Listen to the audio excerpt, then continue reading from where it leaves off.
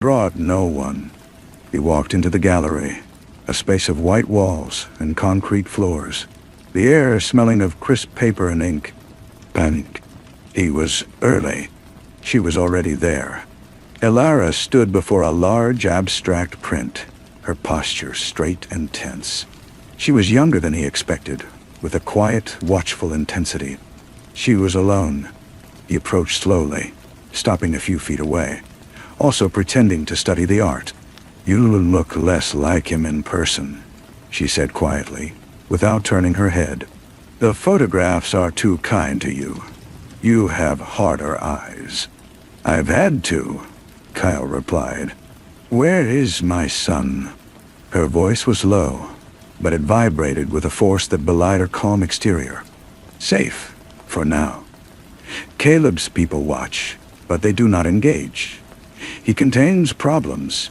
He doesn't necessarily explode them, unless forced." She finally looked at him. Her eyes were indeed Jordan's, but where his had been dreamy, hers were flint. "And you? Are you a problem he's containing?" "I am the container," Kyle said, meeting her gaze. "And I am finding the contents increasingly volatile." A faint, grim smile touched her lips. "So this is a plea for help? From the thief to the owner?" "It's a statement of mutual interest," he said. "Caleb's control is absolute, but it is predicated on silence, on things staying in their assigned boxes. You, by your very existence, are outside the box. I, by my performance, am inside it. If you make a loud public claim, if you go to the courts, the media, you will force his hand. He will either have to acknowledge you, which he will never do, or he will have to remove you. The latter is more his style." Said, "And you would be implicated," she stated. "I would be the face of the empire you are attacking. Yes, we would both lose. He would sacrifice me to save the bloodline's reputation, and you would be destroyed in the process. Then, what is your proposal?" "Patience," Kyle said. "And pressure. Let him age. Let his grip loosen incrementally. I manage the day-to-day. I become indispensable. And you remain a quiet, known threat in the background. A threat I can argue is better managed through subtle support than through confrontation. I can funnel resources to you, legally. Trusts, educational funds. You want to buy us off," she said, her voice cold. "I want to keep you alive and out of his crosshairs until the balance of power shifts. When Caleb is gone, the board, the world, they will be used to me. But you will have the blood claim and the documentation to prove it. We would have to come to an arrangement then." He was proposing a long-term, silent partnership with the woman whose life he had stolen. The audacity of it made his own skin crawl, but he saw the calculation in her eyes. She was weighing the safety of her child against the fury of justice. "And the other woman? The one who ran?" Kyle kept his face still. "What about her?" "She contacted me weeks ago. She told me to be careful of you, that you were Caleb's creature." Kira was playing her own game. "Of course she was. I am what circumstances have made me," he said carefully. "Just as you are. She is a fugitive. Her goal is chaos. Ours, I would hope, is survival."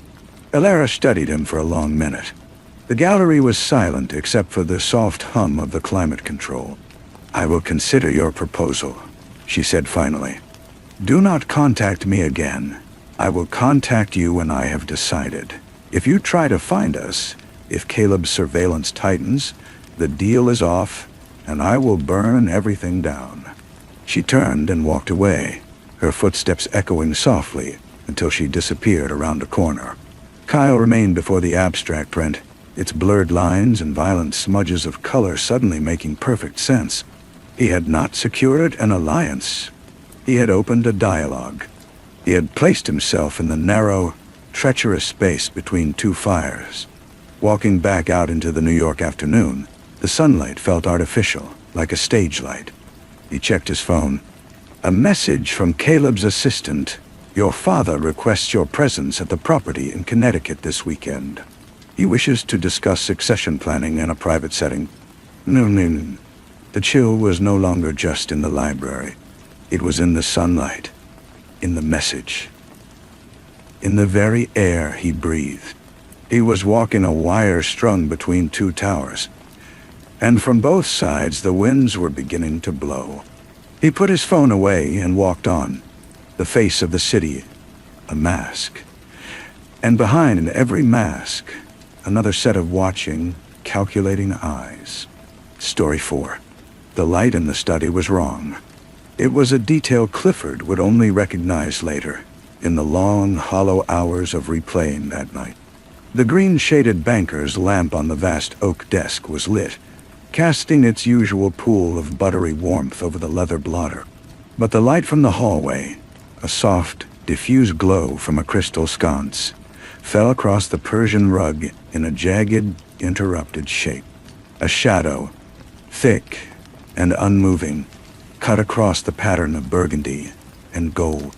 It was the shadow of the high-backed chair, his father's chair. But it was too tall, too still. The chair was empty. The shadow was not from the chair.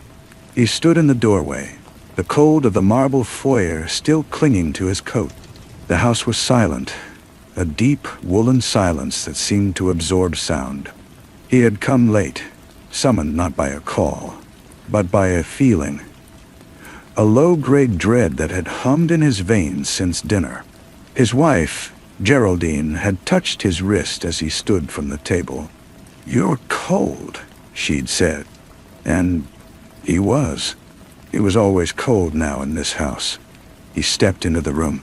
The air smelled of old paper, fine cigar smoke ingrained in the wood, and beneath it, a coppery organic scent he knew but could not immediately place. His eyes followed the errant shadow to its source. Umberto, the oak.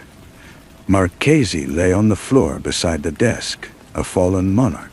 He was on his back, his arms slightly spread, as if he had decided to rest there. The dark, glistening bloom on his cream silk waistcoat was not large, but it was precise. A single, fatal punctuation mark over his heart. His eyes were open, looking not at the coffered ceiling, but toward the tall windows that showed the black, indifferent lake beyond the lawn. Clifford did not rush forward. He did not cry out. He stood, and the world narrowed to that wrong shadow, the still form, the smell. This was the room where his father had built an empire on whispers and iron, where Clifford, the youngest, the disappointment, the one who chose architecture over arm-twisting, had been lectured, dismissed, and finally, quietly, ignored. The oak had two other sons. Vincent, all explosive temper and brutish loyalty, and Michael, whose mind was a fragile vase, cracked by the pressure of the name he bore. The succession was never a question. It was never Clifford. He heard the footsteps then, heavy and hurried on the marble. Vincent appeared in the doorway, his face a mask of theatrical shock that slipped for a fraction of a second when he saw Clifford standing there, calm and observant. "Pop!"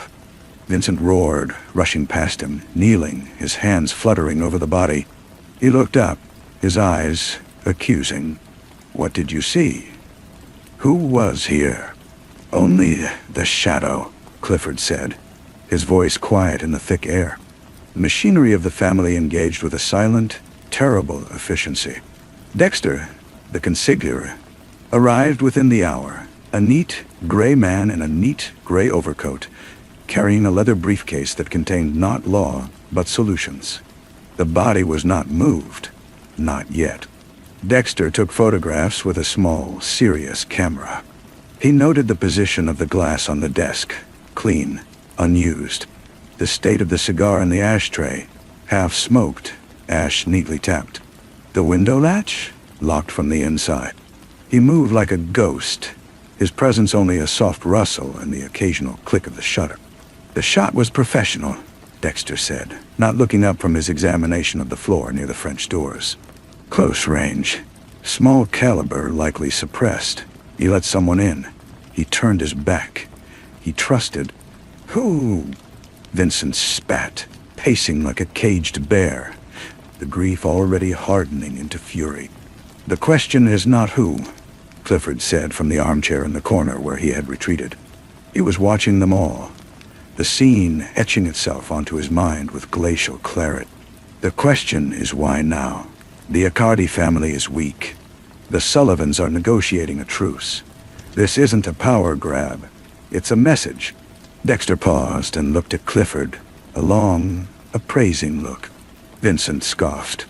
Since when do you know anything about messages? Since always, Clifford thought. He read buildings. He understood load-bearing walls, structures that appeared solid but were rotten inside, the subtle shifts that presaged a collapse. This house, this family, was a flawed design. His father had been the keystone. Now removed, the whole edifice was groaning. The police, of course, were a managed affair.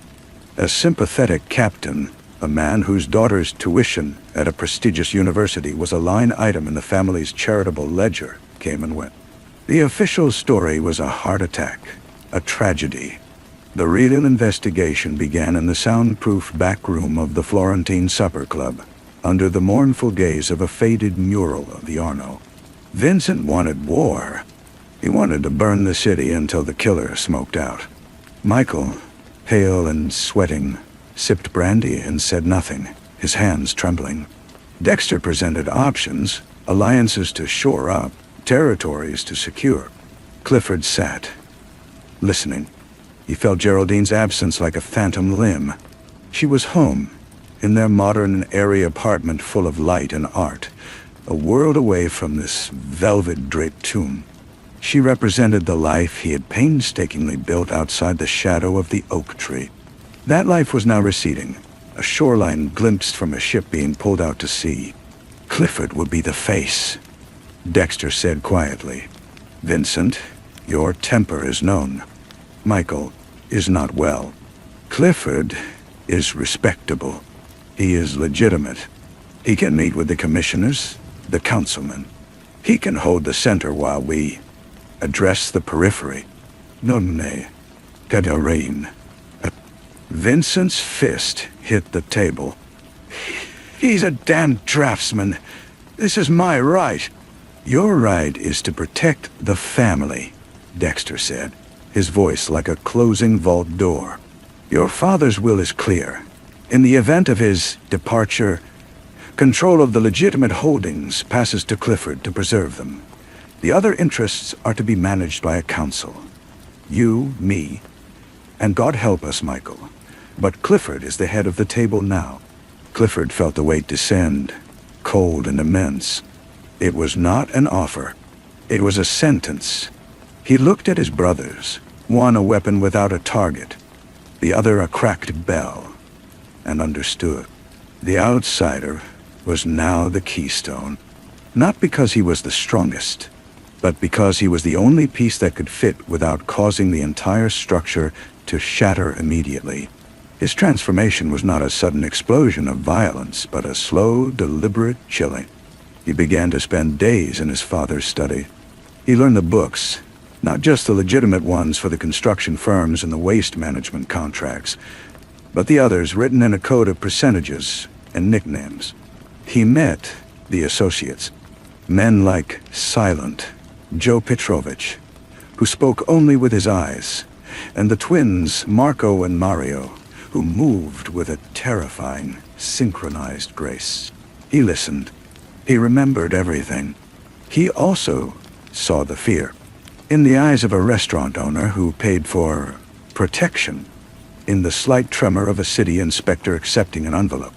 He saw the vast, invisible architecture of control his father had built, a Gothic cathedral of fear and favor. And he saw the cracks. Payments missed, a shipment gone astray, a growing boldness from the Accardi remnants, whispers of a new player, someone not bound by the old neighborhood loyalties.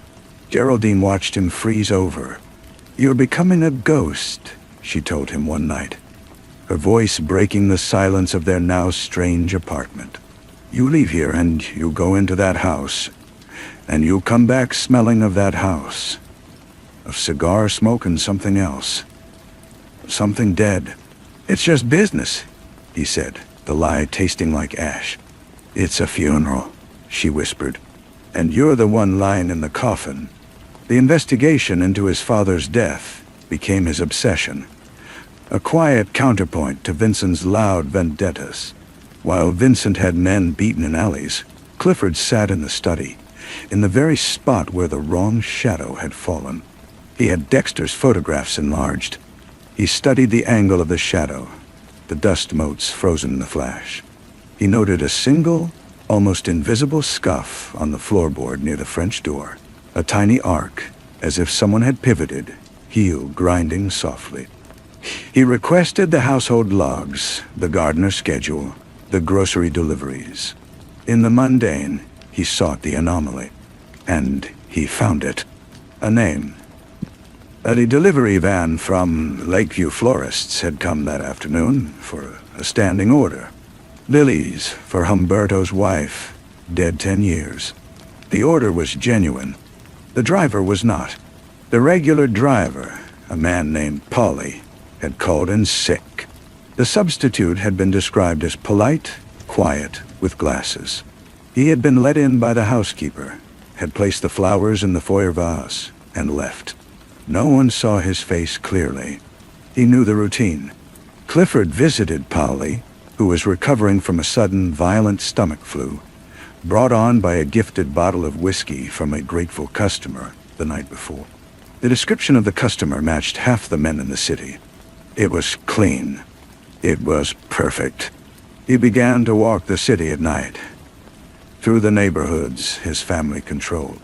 He saw the crumbling brickwork under fresh paint, the rotten foundations of buildings his father owned. He understood then that his father wasn't killed for being weak, but for being old, for holding on to a world that was already dissolving. The new world didn't want dawns and sit-downs. It wanted algorithms and cryptocurrencies and violence that could be outsourced to a blank-faced contractor who delivered flowers. The climax was not a shootout in a rainy warehouse. It was a conversation in a sun-drenched conservatory, filled with the humid breath of orchids. Clifford had requested a meeting with old Manicardi, his father's ancient rival. He found a withered figure in a wheelchair, a blanket over his knees, his eyes milky with cataracts. "You look like your mother," the old man rasped. "She had those calm eyes. Humberto had the eyes of a fire. It consumed him in the end." "Did you order the hit?" Clifford asked, his voice soft among the dripping leaves. Bacardi laughed, a dry rattle. "I order my breakfast, boy. I haven't ordered a thing like that in 20 years. Your father and I, we understood the map. This is new cartography."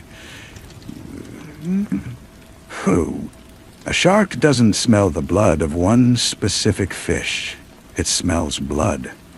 Your father was bleeding for years. You just couldn't see it. The business with the ports, the failed bid on the casino license. He was a king in a paper crown. Someone just needed to breathe on him." The old man leaned forward, a faint scent of camphor and decay emanating from him. "Ask your lawyer. Ask the gray man. He knows where all the bodies are buried because he picks the plots." The betrayal was not a shock, but a confirmation. The final piece of a design he had been tracing all along. Dexter had seen the future. He saw Vincent's recklessness and Michael's frailty. He saw Clifford's cold, analytical mind. He had removed the old, stubborn keystone, knowing the structure would settle onto a new, more pliable one. Himself. The consigliere was to become the kingmaker, with Clifford as his puppet, managing the legitimate front while Dexter wielded the real power from the shadows. The perfect, bloodless coup. Confrontation came in the study, of course, the scene of the crime. Clifford had Dexter brought there under the pretext of reviewing the will. He stood by the French doors, his back to the lake. The shadow was wrong, Clifford began, not turning around. From the hallway light, it was too long for the chair. It was the shadow of a man standing just here, inside the room, waiting. My father let him in. He trusted him. He turned to walk to his desk, and the man, who had just delivered a reminder of his dead wife, shot him in the back.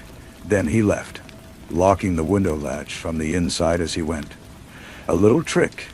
He used a key he'd had made years ago. He turned. Dexter stood by the desk, his face impassive, but his eyes were watchful, calculating. Polly's whiskey. The florist's uniform. It was elegant, Dexter. A work of art. I don't know what you're talking about, Clifford. Grief has clouded your judgment. Grief? Clifford almost smiled. No. Architecture. You removed the load-bearing wall. You assumed the rest of the structure would lean on you. But you misjudged the material. He nodded once. Silent Joe Petrovich stepped from behind the velvet drapes in the corner. Not the twins. Joe was old school. Loyal to the office, not the man. His pistol was fitted with a long black suppressor. Dexter's composure finally cracked, a hairline fracture. You can't. The arrangements, the agreements with the unions, the politicians. Only I know the threads. Me, Ishagwa. I'll learn the threads, Clifford said. His voice was now the temperature of the lake in winter. Or I'll cut them. We're in an era of change, you said so yourself. Time to simplify the design. He did not give the order. He simply held Dexter's gaze, and his silence was the only command needed. Joe's gun coughed once, a soft, wet thump.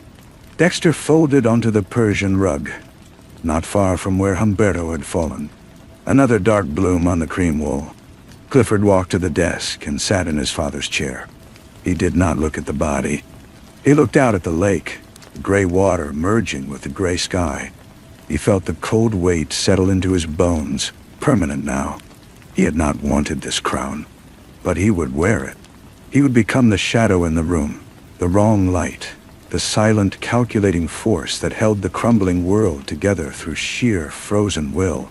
The epilogue was a ritual. Every evening, as dusk bled into the black over the lake, Clifford would enter the study. He would lock the door. He would turn on the green-shaded lamp and the hallway sconce. He would sit in the high-backed chair and look at the two faint, indelible stains on the magnificent rug. One for his father, one for the man who killed him. He would review the ledgers. He would take calls in a quiet voice. He would think of Geraldine, who had left, taking the last of the light with her.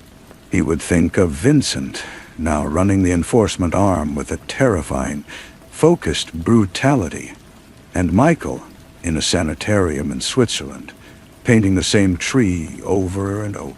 And he would wait. He knew the shark could smell blood. His own. He had become the keystone, but he also knew that in this new, ruthless architecture, every stone was eventually replaced. The investigation was never over. The questions never ended. Who was next? When would they come?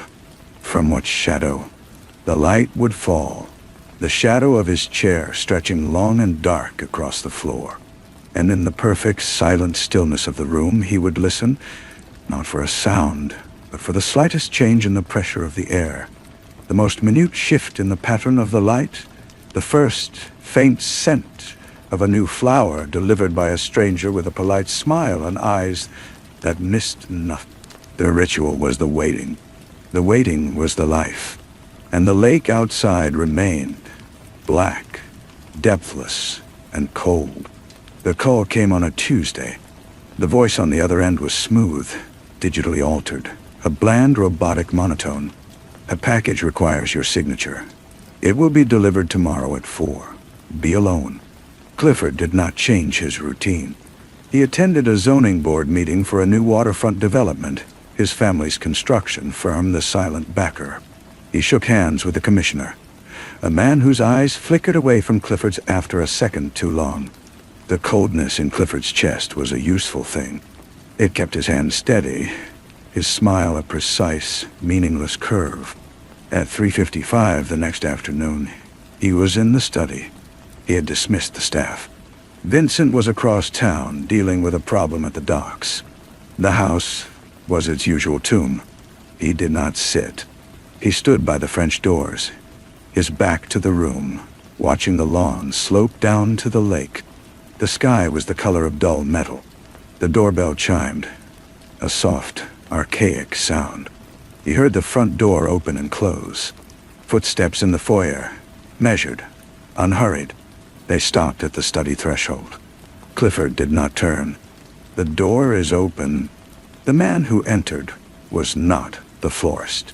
He was younger, dressed in the dark suit and crisp white shirt of a corporate courier. He carried a slim aluminum case. His face was unremarkable, the kind you forget as soon as you look away. But his posture was all wrong for a deliveryman. It was too balanced, too ready. "Mr. Marchesi, please sign here." The man placed the case on the desk and produced a digital tablet. Clifford turned slowly. He did not approach the desk. "What's in the case?" "According to the manifest, rare books, for your collection." The courier's eyes were flat, like chips of glass. He held out the stylus. Clifford ignored it. He walked to the desk, his movements deliberate. He did not look at the case. He looked at the man's shoes. Polished black leather, but the soles were clean, too clean for a day of city deliveries. "You're new. The usual courier is named Ben." Scheduling change, sir." The man's voice held no inflection. Clifford's hand moved, not toward the tablet, but to the intercom button on the desk phone. He pressed it. "Mrs. Henderson, could you bring some coffee for our guest?" His voice was calm, ordinary. The courier's eyes flickered, just once, toward the door. It was the tell. The request for coffee was the household's coded alert, established after Dexter. No one was in the kitchen, but Silent Joe was in the small anteroom down the hall. "I'm afraid I'm on a schedule," the courier said. He placed the tablet on the desk and reached for the case's latches. "Perhaps you'd like to inspect the contents first." "Don't," Clifford said. The word was not loud, but it froze the man's hands. Clifford finally met his gaze. "The case is pressure sensitive, or it's wired to the latches. A refinement on the old parcel bomb. Neat, professional." The courier smiled. It was a small, professional smile. "You have a suspicious mind, Mr. Marchesi. It's the only mind I have left." Clifford kept his hands in plain view on the desk. "Who sent you?" "Not the Accardis. The new cartography," the courier said, echoing old man Accardi's words. "You're a symbol of the old map. Symbols need to be updated." The door to the study opened. Joe stood there, his pistol already leveled. The courier did not startle. He slowly raised his hands. "Check the case," Clifford said. Joe moved forward, his eyes never leaving the courier. He knelt, examined the case without touching it, then gave a single, grim nod. "Take him to Vincent," Clifford said. "Tell my brother to be persuasive." The courier's smile didn't waver. "There are more where I come from. The service has many employees. The contract remains open." After they were gone, Clifford stood alone in the quiet.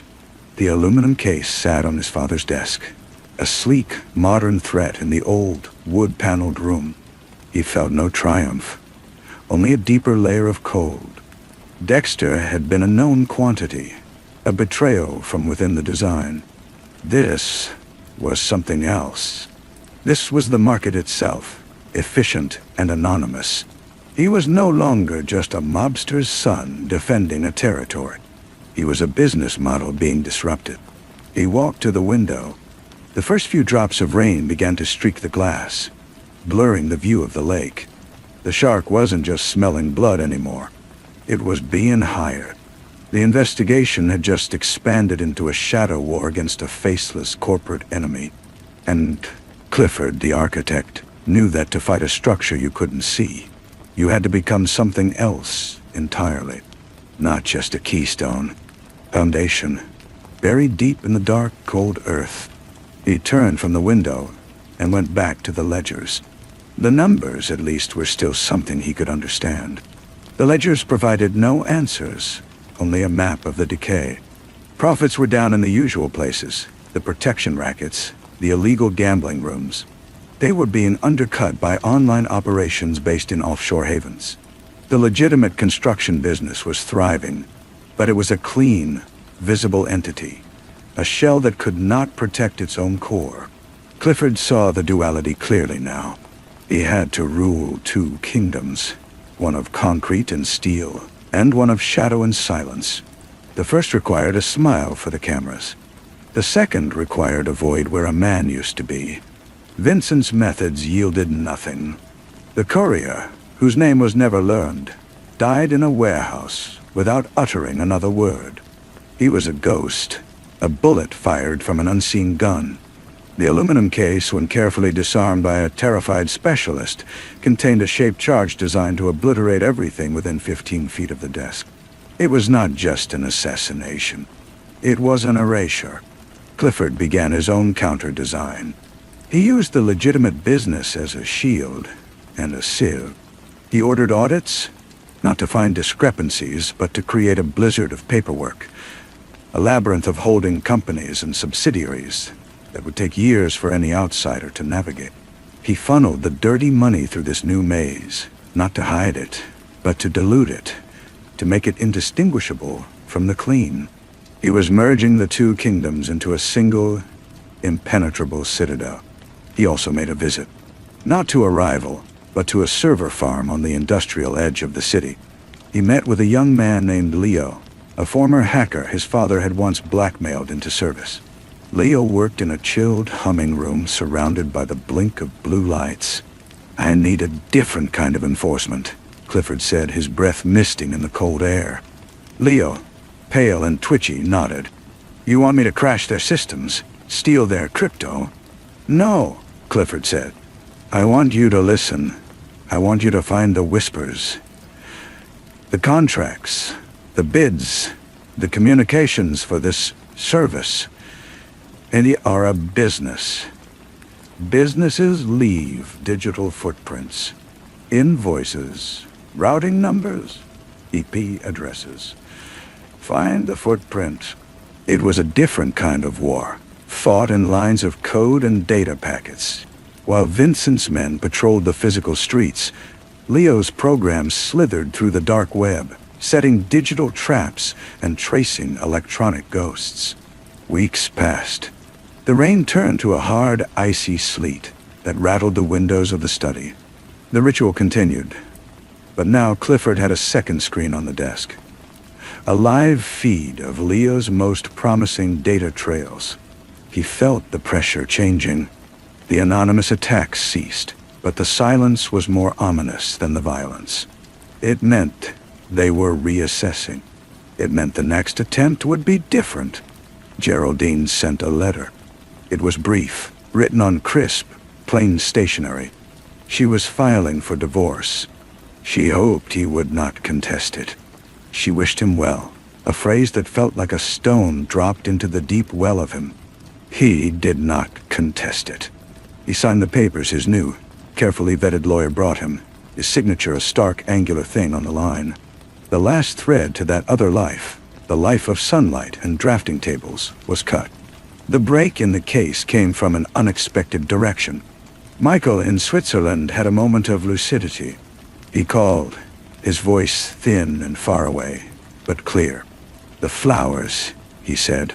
"Father always hated lilies, said they were funeral flowers. Mother loved gardenias. Only gardenias. Only gardenias." Clifford stood frozen, the phone pressed to his ear. The standing order was for lilies. The killer had known the order, but not the sentiment. It was a detail Dexter, for all his meticulous planning, might have missed. He was a strategist, not a sentimentalist. But someone else had provided the information. Someone who knew the routine, but not the heart of the house. He went back to the household logs, to the list of staff who had been dismissed or retired in the year before his father's death. There was a name, Elena, the old head housekeeper, who had left to care for a sister in another state. Clifford found the sister's address. It was a tidy apartment in a middle-class neighborhood. Elena was dead, had died 6 months ago. But the sister, a sharp-eyed woman named Rosa, was alive. She was scared at the end, Rosa said, over bitter coffee. She said she'd taken money for something small. Just some schedules, some habits of the old man. She thought it was for the newspapers, for gossip. Then he died. She was sure they'd kill her to tie up the loose end. And who paid her? Clifford asked, his voice soft. A lawyer. Not the one who came to the house. A different one. Younger. She met him at a coffee shop. He paid in cash. Rosa described him. The description matched no one Clifford knew. But Leo, when given the description and the time frame, found a pattern. A retainer payment from a shell corporation to a small, discreet, private investigation firm. The firm had a single client, another shell corporation.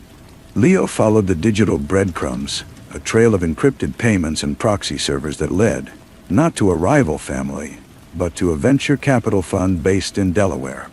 The fund had a name, Midas Holdings. Its portfolio was a mix of tech startups, logistics companies, and, recently, several waste management and construction firms in the city. Firms that had been quietly buying up contracts that once belonged to the Marchesi interests. Clifford sat in the study, the green lamp casting its pool of light. He looked from the ancient, stained rug to the modern, glowing screen. The enemy had a name now, but it was not a person. It was a system. A system that saw his father's empire not as a rival kingdom, but as an inefficient asset to be acquired and stripped. They had hired Dexter to remove the old management. They had hired the courier to remove the new, uncooperative management. It was all just corporate restructuring. The phone rang. It was Vincent, his voice tight with fury. "We've got a problem at the port. The union's talking strike. Our guys are being sidelined. The new shipping coordinator is some suit from a company called Midas Logistics. He's got the paperwork. It's all legal." "I know," Clifford said, watching the sleet trace icy paths down the window. "Let him have the port. Let him have it." Vincent roared. "For now," Clifford said. He was looking at the data on his screen, at the intricate web of holdings and investments. "We need to understand the full shape of the structure before we bring it down. Tear it down piecemeal and it will just rebuild. You have to target the foundation." He hung up and leaned back in his father's chair. The cold in him had crystallized into a sharp, diamond-hard focus. The war was no longer about streets or even shadows. It was about ownership. They wanted his city, piece by piece. They saw it as a product. He would show them it was a fortress. And he would use their own tools, law, finance, information, to build the walls so high they would never see the blow coming. He would become the most dangerous thing a system could face, a patient, intelligent, and utterly ruthless anomaly. The waiting was over. Now, it was time to draw the new map himself. The first move was a concession. Clifford instructed his lawyers to approve the union's new demands at the port, demands brokered by the Midas appointinator God. The deal was ruinously expensive, designed to bleed the Marchesi operation dry. Vincent stormed into the study, his knuckles white, but Clifford silenced him with a look. "Give them the rope," he said, his eyes on the financial projections Leo had compiled. "Let them think they've won the arm. We're focusing on the heart." The heart was data. Leo, working in his chilled crypt, had begun to see the outlines of Midas's own foundation. It was built on leverage, not the old-fashioned kind with baseball bats and broken knees, but with debt, blackmail, and compromised information. They didn't own politicians. They owned their secrets, stored in encrypted files. They didn't smash competitors. They bankrupted them with predatory loans and then bought the assets for pennies. It was violence refined into a spreadsheet. Clifford's counter was a mirror. He used the construction firm's legitimate banking relationships to secure lines of credit, then had Leo create a complex series of blind trusts and offshore entities. With this capital, he began to quietly purchase debt, not his own. The debt of Midas's other targets: a struggling hospital network, a family-owned newspaper, a chain of neighborhood grocery stores. He bought the paper at a discount and then, through intermediaries, forgave it. He created allies in the shadows, saving them from the vulture while leaving Midas unaware of the hand that intervened. He also studied the man at the top. The CEO of Midas Holdings was a figure named Alistair Finch. He was in his late 50s, photographed at charity galas and tech conferences. A man with a patrician smile and eyes that held the warmth of a ledger sheet. He had no criminal record, no ties to the old world. He was a ghost in a bespoke suit. The break came from Rosa, the housekeeper's sister. She called, her voice trembling. I found it, in Elena's old prayer book. A slip of paper. It was a license plate number, scribbled in Elena's careful hand. The lawyer who paid her had been careless. Leo traced the plate to a rental car, and from there to a credit card used at a hotel downtown. The card belonged to a junior associate at a prestigious law firm, one that represented Midas Holdings. The associate had no idea his card had been cloned for a side operation. It was another layer of insulation, but it was a crack. Clifford now had a face, a name: the junior lawyer. He was not a target. He was a tool. Clifford had him followed, his routines mapped. The lawyer was ambitious, vain, and in debt from his taste for expensive watches. Clifford arranged for him to win a large, seemingly legitimate bet on a horse race through a bookie Vincent controlled. Flush with unexpected cash, the lawyer grew sloppy. He began meeting his private client, a Midas fixer, at a regular bar, thinking his good fortune was a sign of his own cleverness. Vincent wanted to grab the fixer. Clifford refused. We watch, we listen, we learn the chain. They planted a bug in the lawyer's favorite booth. The conversations were cautious, but patterns emerged. The fixer reported to someone referred to only as the architect. The architect approved expenditures, strategies, acquisitions. The fixer was nervous about the Marchesi situation. The subject is not reacting according to profile, he said one evening. The clink of ice in his glass clear on the recording. He's setting ground without a fight. It's irregular. The architect's response, relayed later, was dismissive. Irregular is not a threat. It is a statistical anomaly. Continue the pressure. He will break or he will become irrelevant. Clifford played the recording in the study. He smiled then, a thin, cold movement of his lips. They had diagnosed him as an anomaly. Good. An anomaly was unpredictable. An anomaly could not be modeled. He initiated Phase 2. Using the debt forgiveness scheme, he had gained the loyalty of the editor of the newspaper Midas was trying to acquire. Clifford provided him with a story, carefully vetted, with all sources obscured. It was an expose on the predatory lending practices of a certain venture capital fund, detailing the human cost of their efficient restructuring. It named no names, but the description fit Midas perfectly. The story ran on the front page. The next day, Alistair Finch's polished facade cracked, just for a moment. He gave a press conference calling the article reckless fiction, but his eyes were furious. The system relied on operating in the dark. Clifford had shown a light, however faint. Finch's response was swift. A week later, the newspaper's building was cited for a dozen sudden, serious code violations by a city inspector who had recently enjoyed a lavish vacation paid for by a Midas subsidiary. The message was clear. They could play the legitimate game better and dirtier. But Clifford had anticipated this. He'd already moved the newspaper's critical servers to a secure location Leo had arranged. The physical press was hobbled, but the digital voice continued, growing louder. The story spread online, picked up by smaller outlets Clifford had also quietly shielded.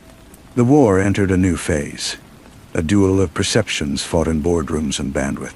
Clifford felt the pressure mounting, a constant silent hum in the background of his life, like the drone of the server farm. He slept little. He ate less. The cold inside him was now a source of energy, a nuclear core that fueled his calculations. One night, as he sat in the study, a new alert flashed on Leo's screen. An attempt to hack into the construction firm's project management servers. It was sophisticated, but Leo had layered the defenses himself. He traced the attack back, not to a Midas IP, but to a university in Eastern Europe. A student's computer, hijacked as a bot. They're testing our digital fences. Leo's voice crackled over the secure line, feeling for weaknesses. Let them find one, Clifford said, his gaze on the Black Lake. Create a weakness, a back door into a server that contains nothing but what we want them to see. He was building a trap, not of brick and mortar, but of information and assumption. He would show the system an anomaly it could understand, a flaw it could exploit. And when it reached in to correct the flaw, he would have its hand. The Shadow War was becoming a reflection, each side trying to mirror and manipulate the other until one image shattered. Clifford leaned forward, the green lamp casting his own severe shadow across the desk. A shadow that was slowly, patiently, learning to swallow the light. Story 5. The steady metronomic clack of a typewriter key was the only sound in the room, a mechanical heartbeat in the dusty silence of the old office. Then it stopped, not with a final decisive strike, but mid-word, as if the thought itself had been severed. The silence that followed was not empty.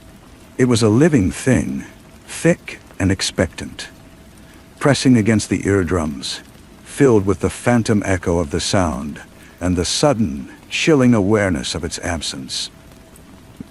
Outside that room, in the clean, cruel sunlight of a Tuesday morning in the town of Mercy's Point, a different sound had stopped.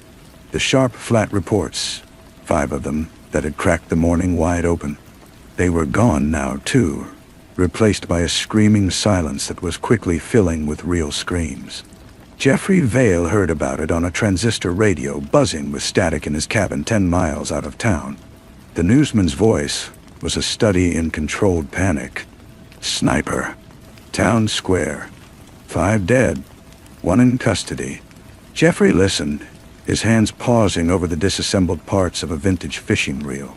The oil on his fingers smelled metallic, like old blood. He did not move for a long time. He simply watched a dust mote drift through a sunbeam, thinking of trajectories, of sight lines, of the particular, hollow point silence that follows a shot. He was not a detective. He was an ex-soldier, a man who had been trained to see patterns in chaos and to distrust the obvious pattern most of all. The reel in his hands was a puzzle of tension and release. So was this. The man in custody was Leo Price, a reclusive clockmaker with a shop on the square.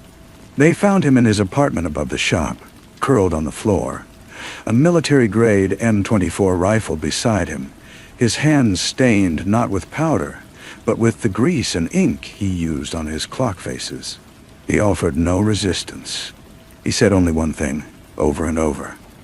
A whisper against the rough fabric of an officer's jacket. I heard the ticking stop. Ariel Thorne, the county prosecutor, saw a slam dunk. The weapon, the location, the man's own strange words. She was a woman carved from ambition and polished by the law. Her suits sharp enough to cut, her eyes missing nothing.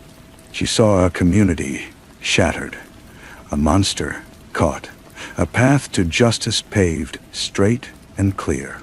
She did not see Geoffrey Vale until he was already in her office, a quiet presence in a worn canvas jacket, smelling of pine resin and gun oil. "He didn't fire that rifle," Geoffrey said, his voice a low, gravelly thing. "He didn't ask to sit." "Ballistics says otherwise," Ariel replied, not looking up from her file. "Ballistics matches the rifle to the bullets. It doesn't match the man to the rifle. His hands. Did you look at his hands?" She had. Slender, long-fingered, stained with the delicate work of tiny gears. Not a tremor. A sniper's hands, some might say. But Geoffrey had seen snipers' hands. They were like his own, capable of stillness, yes, but bearing a specific callus, a particular set of muscles. Leo's hands were the hands of an artist, not a shooter. The arrest report noted no hearing protection. 5 shots from a high-powered rifle in an enclosed space, and the man wasn't deafened. He was whispering. Ariel dismissed him. But the seed was planted. It grew in the dark soil of her own doubt, watered by the things that didn't fit. The timeline was a tight, perfumed knot. The angle from Leo's window to the third victim, a florist named Mrs. Peabody, was wrong by 3 degrees. A sniper of that caliber does not miss a degree. Geoffrey worked alone. He walked the square at dawn, when the light was long and shadows told truths the midday sun concealed. He felt the geography of it in his bones. The clock tower, the dry goods store, the bench where old Mr. Hendricks had died reading his paper. He mapped the killings not as points on a police chart, but as a sentence, a message. Each victim was a word. The florist, the grocer, the librarian, the barber, the retiree. Ordinary, connected only by place, by the fact of their existence in Mercy's Point on that Tuesday. He found the first fragment in an alley, behind a dumpster that smelled of rotten fruit and ammonia. A shell casing, not from the M24, a different caliber, a ghost shot. He held it in his palm, the brass cool and innocent, a single silent word in the wrong sentence. Ariel came to him that night, rain glossing the streets of the town, turning the neon of a bar sign into a smear of red poison. She found him in his cabin, the fishing reel reassembled, lying perfect and inert on the table. "Why?" she asked. The professional armor cracked, revealing the raw, furious need beneath. "Why stage it? Why frame a clockmaker?" "To bury the real reason," Geoffrey said, staring out at the black pines. "A good frame isn't about providing a culprit. It's about providing a story so satisfying, so complete, that no one thinks to look for another. The lonely weirdo, the accessible weapon, the public tragedy. It closes the case. It closes the mind." The conspiracy was not a monolith. It was a virus. It lived in the polite refusal of the mayor to reopen the zoning permits for the old mill north of town. It lived in the sudden, unanimous approval by the town council a month after the shooting. It lived in the sleek, black vehicles of a private security firm that now patrolled the area where the new logistics hub was being built. A project spearheaded by a holding company so vast it was essentially a ghost. The true mastermind was not a man who gave orders. He was a climate. His name was Alistair Rook, and he was not a villain from a noir film. He was a keynote speaker at economic forums, his photograph in business magazines, his hands clean, his smile benevolent. He created environments where certain outcomes were inevitable. He needed the mill land. The town, sentimentally attached, was a speed bump, a shocking, tragic event that simultaneously removed a key opposition leader, the principled librarian who headed the Historical Society, and created an atmosphere of fear and desire for security and revitalization. Was not a plan. It was an elegant solution. The henchmen were not thugs. They were professionals. One of them, a man with the calm eyes of a surgeon, found Geoffrey on the Old Mill Road. The fight was not cinematic. It was brutal, efficient, and silent. but for the crush of gravel and the wet thud of impact. Jeffrey used the man's own momentum, the edge of a rock, the relentless applied physics of survival had learned in mountains far away. He left the man breathing, but broken. In his pocket, he found a keycard for the newly erected security gate. The revelation did not come in a thunderclap. It came in a slow, chilling tide. Jeffrey pieced it together from fragments. A land deed, a shell company, a ballistics report for a weapon that didn't officially exist. The ghost sniper, the real one, had fired from the water tower, a perfect, commanding field of fire.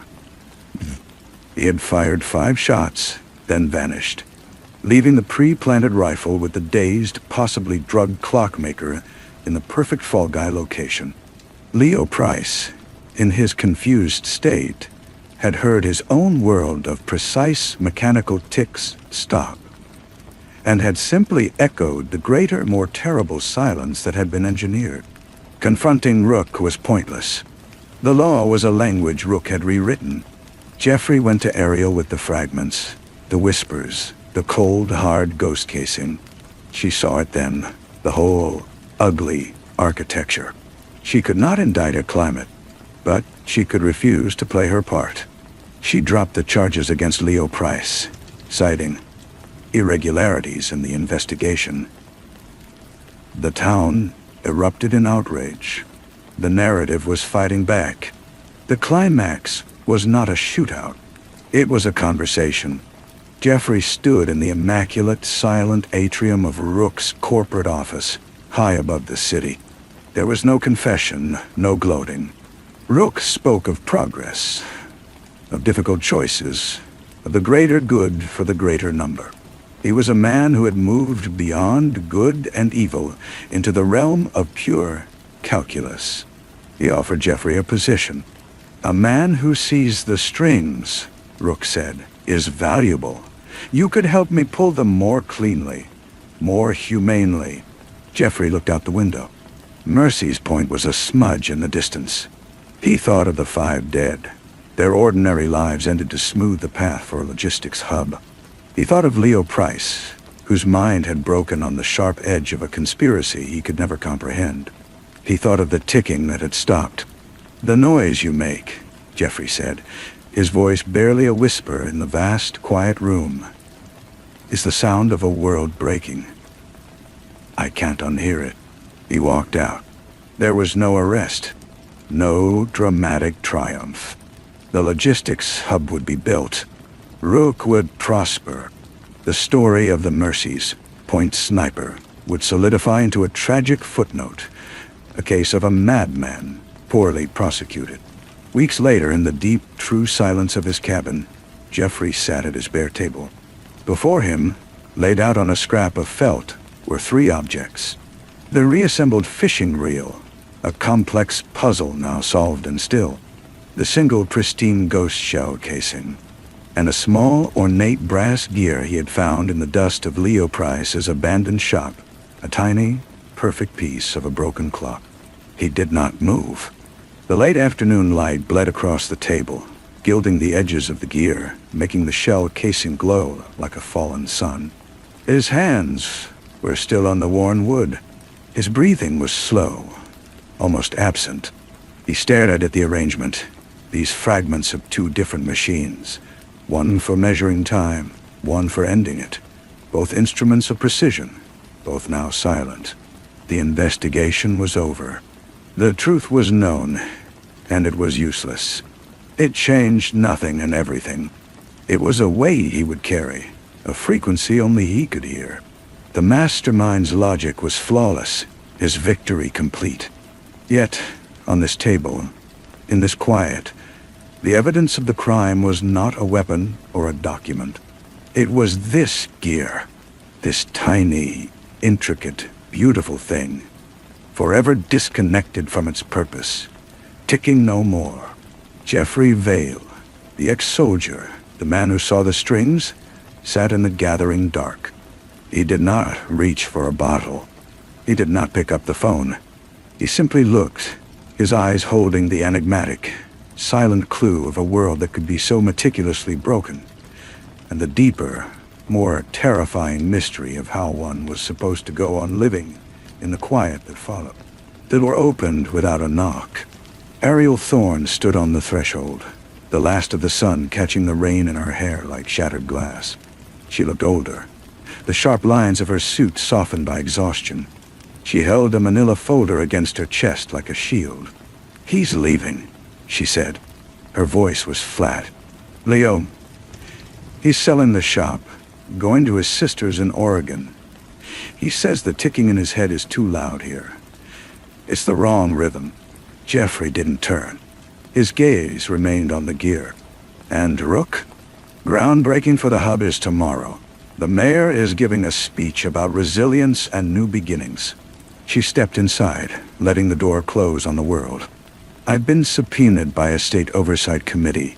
They're suggesting professional misconduct in my handling of the Price case. Rook's lawyers, of course, are nowhere to be seen. It's just the climate. A sudden shift in pressure." She came to the table, looking down at his 3 artifacts. "What do we do with this?" she asked, not meaning the objects. Jeffrey finally moved. He picked up the brass gear, feeling its delicate teeth against his calloused skin. "We remember the true shape of the machine," he said, "even if it's in pieces." Ariel placed the folder on the table. "I copied everything. Every irregularity, every ghost, every shell company that leads to a dead end. It's a history of the crime. The one that won't be written. A history for who?" "For the next one," she said, and her eyes were hard again, not with ambition, but with a colder, more durable resolve. "For the next time someone tries to sell a massacre as a simple story. The details are all here. The pattern, maybe, for the next Ariel Thorne. It will be enough to start looking sooner." He nodded slowly. It was something. Not justice, not even a reckoning. It was a message in a bottle, tossed into a dark, indifferent sea. After she left, the silence returned, but it was different now. It was no longer the silence of an ending, but of a vigil. Jeffrey lit a single lamp. The light pooled around the gear, the casing, the reel. He opened the folder and began to read. He read about zoning laws and shell corporations, about ballistic trajectories and psychological profiles. He read the dry, bureaucratic poetry of a perfect crime. And as he read, he started to write. Not on a typewriter, but in a simple, leather-bound notebook with blank pages. He did not write a report.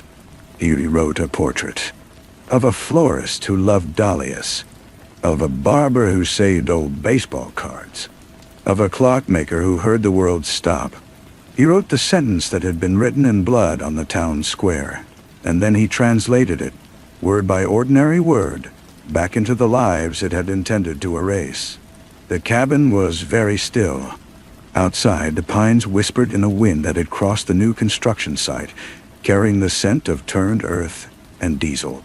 Inside, there was only the soft scratch of pen on paper, a faint human counter-rhythm to the vast and silent ticking of the world. He wrote into the night, not because it would change anything, but because some truths, however quiet, refused to stay buried. The notebook filled, not with clues, but with consequences.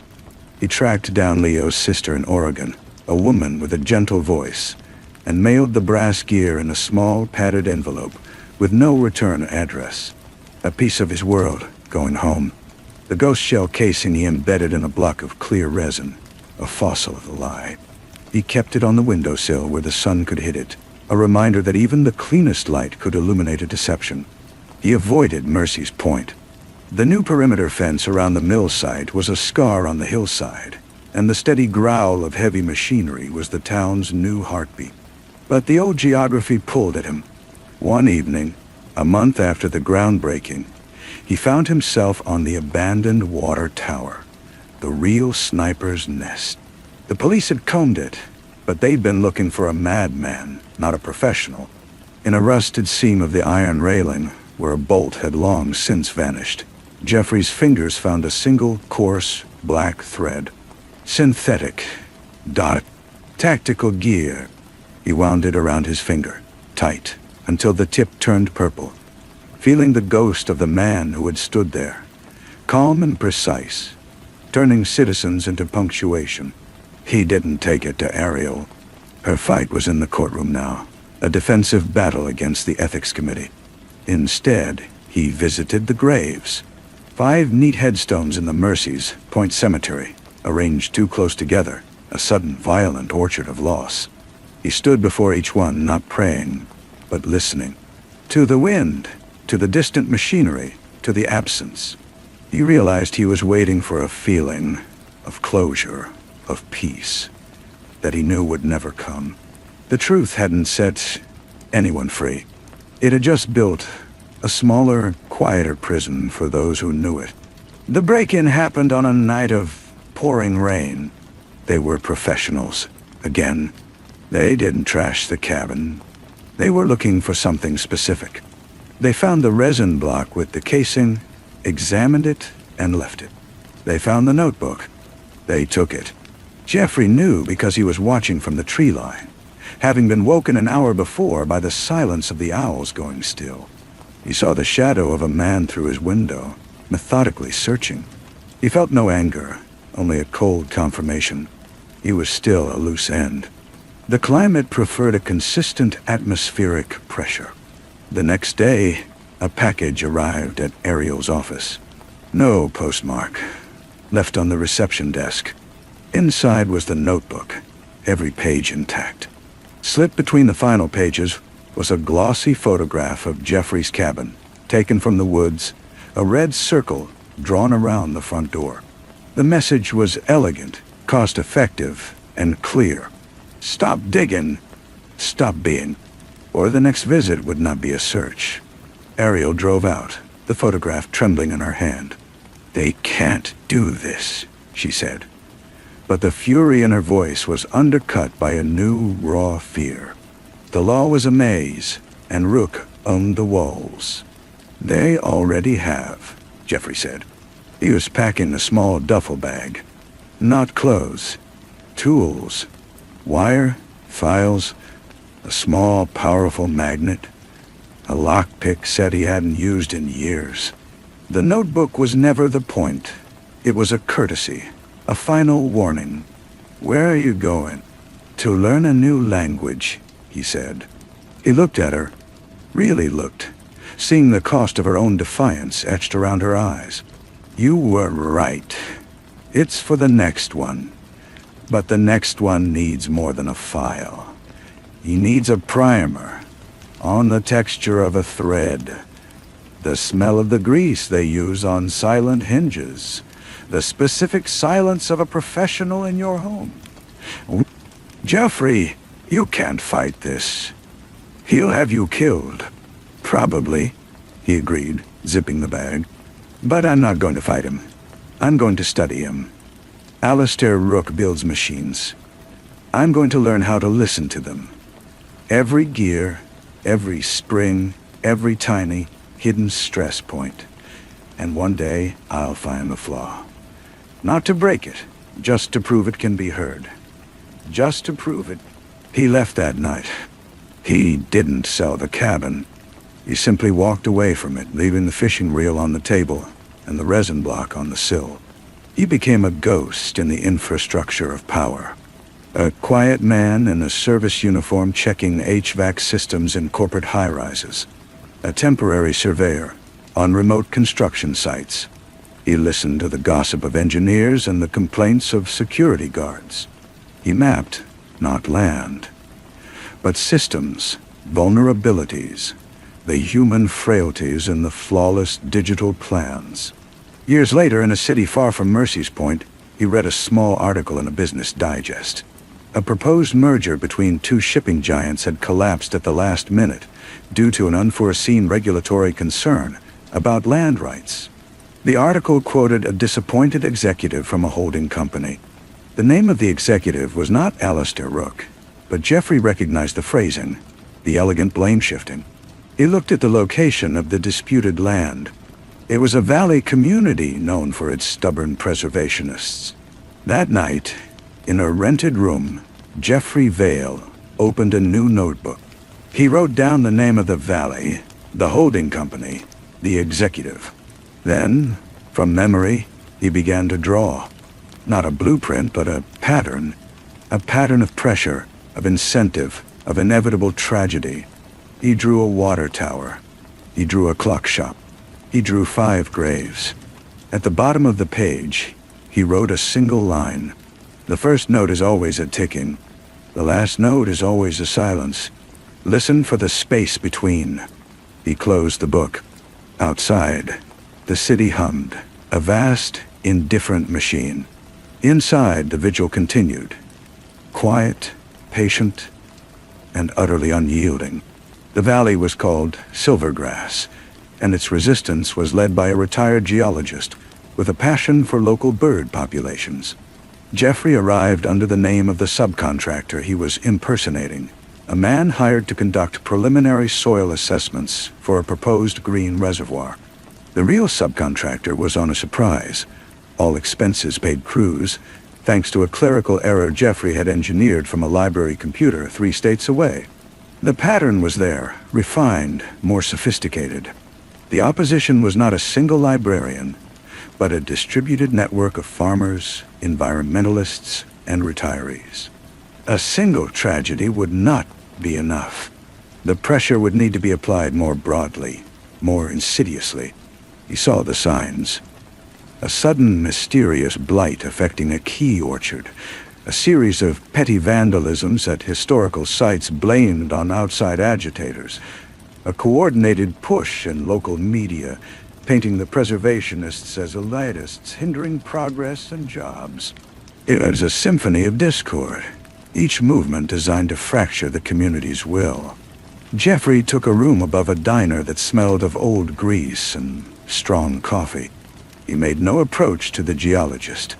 Instead, he watched the men who were not from the valley, the surveyors who took too many photographs of homes, not land. The affable community liaison from the development firm whose eyes never smiled. The new security consultant for the local bank, a man with calm, surgeon's eyes. He listened. In the diner, at the hardware store, on the benches in the town square, he heard the fear woven into the daily talk of falling property values and stolen tools and the changing character of the place. The climate was being engineered, degree by careful degree. One evening, he followed the security consultant to a locked storage unit on the edge of town. He didn't break in. He noted the make of the lock, the brand of the security camera, the frequency of the visits. He sat in his rented car a quarter-mile away, a small parabolic microphone pointed not at the unit, but at the gravel road leading to it. He recorded the sound of the consultant's car arriving and leaving. The engine had a faint, distinctive ping, a worn valve lifter. It was a thread. Ariel Thorne had survived her ethics hearing with a suspended license and a permanent stain on her record. She now worked for a non-profit that audited environmental impact statements, a quieter, more paper-based form of warfare. He sent her a postcard of the Silvergrass Valley with no return address.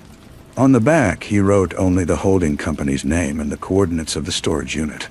She would understand. She would begin the dry, legal excavation, creating a paper trail that might, someday, intersect with a moment of need. The flaw revealed itself on a cold, bright morning. The geologist's dog, an old border collie, was found dead by the roadside. Hit and run. The town was heartbroken, outraged. The geologist was devastated, his fiery spirit suddenly dimmed. The police called it an accident, a tragedy on a poorly lit road. Jeffrey knew the stretch of road. He visited it at the same time of morning. The sight lines were clear for miles. No one accidentally hit a dog there unless they were blind or aiming. That afternoon, he saw the community liaison offering sincere condolences to the geologist outside the post office, a hand on his shoulder, a look of profound sympathy on his face. The performance was perfect. It was the performance that was the flaw. It was too perfect, too timely, too resonant with the geologist's known vulnerability. It was a note played slightly too sharp for the chord of genuine human grief. He didn't have proof. He had a pattern and a single off-key note. It was enough for him, but not for a court, not for a newspaper, not to stop the machine. So he wrote a different kind of story. He typed it on a disposable machine in a public library, using language simple and clear. He described the dog by name. He described the geologist's face. He described the exact model of the car with the faulty valve lifter, seen idling near the geologist's house the night before. He did not make accusations. He simply presented the elements, side by side, like the gear and the shell casing on his old table. He mailed copies to every household in the valley, to the local newspaper, to the town council, to the community liaison's office. The merger collapsed the following week. The official reason was unforeseen community solidarity and regulatory complexities. Jeffrey read the statement online in the library. He allowed himself one small, tight breath of satisfaction, a sip of bitter water in a permanent drought. He packed his duffel. The security consultant was gone, recalled. The pattern had been disrupted, not broken. The machine would retool, recalibrate, and find another valley, another town. Alistair Rook, or a man just like him, would give a keynote speech somewhere about sustainable growth. Jeffrey Vale walked out of the library into the afternoon sun. He had no home, no purpose, no victory. He had a notebook, a set of ears tuned to a terrible frequency, and a vigil to keep. He turned his collar up against the wind and began to walk.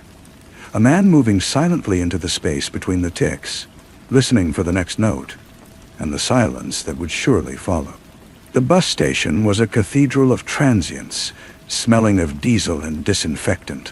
He bought a ticket to a city chosen at random from the departures board, paying in cash. As he waited on a hard plastic seat, he saw a young woman arguing softly with an older man. She held a folder of architectural plans. He wore a suit that was too expensive for the setting. Their conversation was a tense ballet of persuasion and resistance. Jeffrey watched the man's hands. They were still, too still. The calm of a man used to holding levers, not making gestures. A familiar stillness. He looked away. It was not his valley, not his fight, not yet. But as he boarded the bus, the gears in his mind, long silent, began a slow, inevitable turn. He found a seat in the back, the duffel at his feet.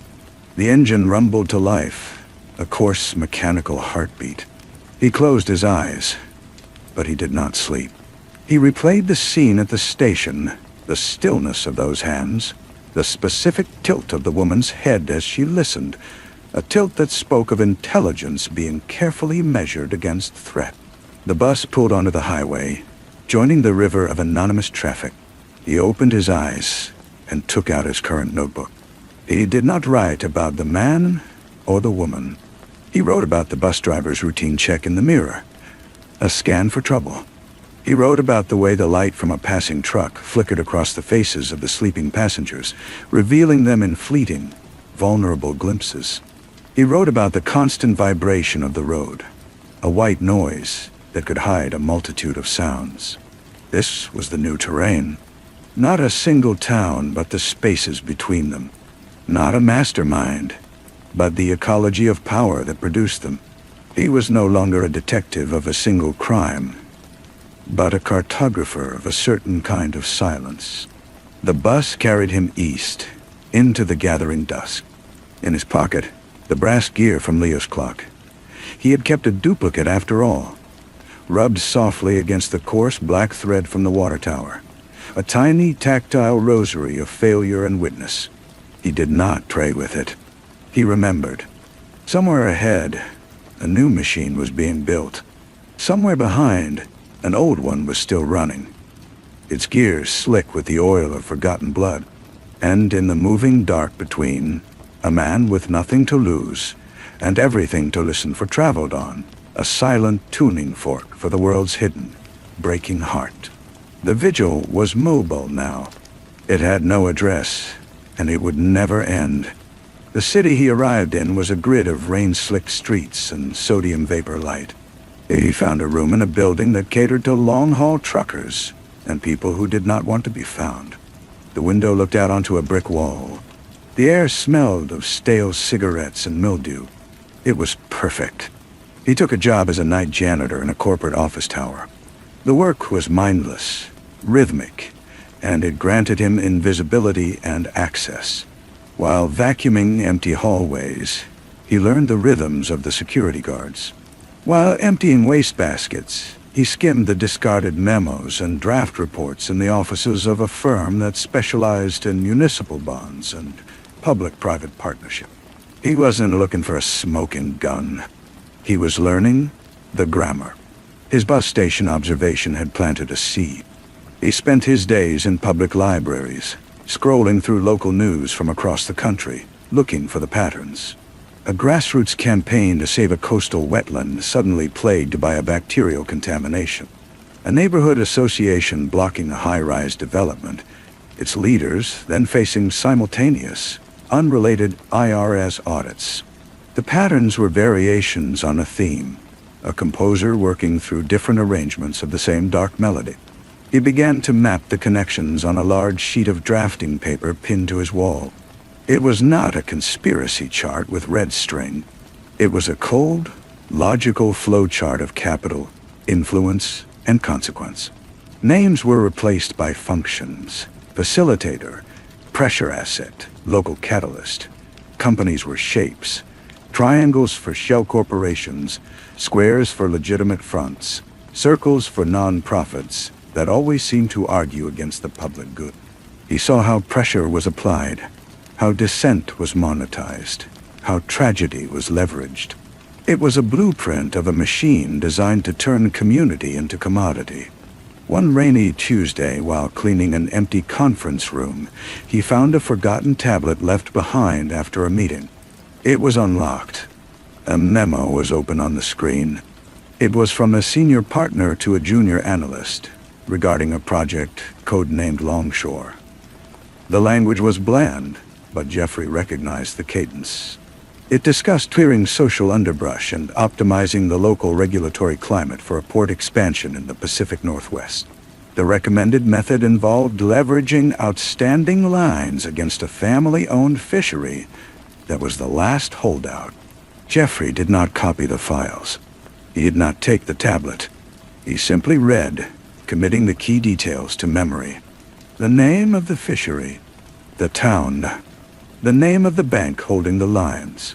Then he placed the tablet exactly where he had found it and finished mopping the floor. That night in his room, he did not add Longshore to his wall. Instead, he wrote a letter. He used the library's computer to research the family. He learned the patriarch's name was Joseph. He learned the fishery had been in operation for 4 generations. He wrote a plain typewritten letter to Joseph, with no salutation and no signature. It stated the amount of the lien, the date it was due, and the name of the shell corporation that had recently purchased it from the bank with the intention of calling it in. It included the project code name. It suggested simply that Joseph might want to speak to a journalist about the history of the port, and to have his lawyer look into the transfer of debt. He mailed it from 2 towns over. A month later, a small article appeared in a regional paper. The fishery had been saved by a last-minute, anonymous donation that covered the lien. The port expansion was delayed pending further environmental review. The article quoted a disappointed spokesperson for the development group. Jeffrey cut out the article and taped it to the corner of his drafting paper. It was not a victory. It was a single, tiny adjustment to a single gear. The machine would not notice. But someone in a small wooden house by the water had slept easier for a night. He quit his janitorial job the next day. The bus station called to him again, that liminal space where lives briefly intersected, where deals were made and destinies were rerouted. He bought a ticket north, toward the rain and the tall trees. As the city receded in the grimy window, he felt the familiar, hollow calm settle over him. He was not a hero.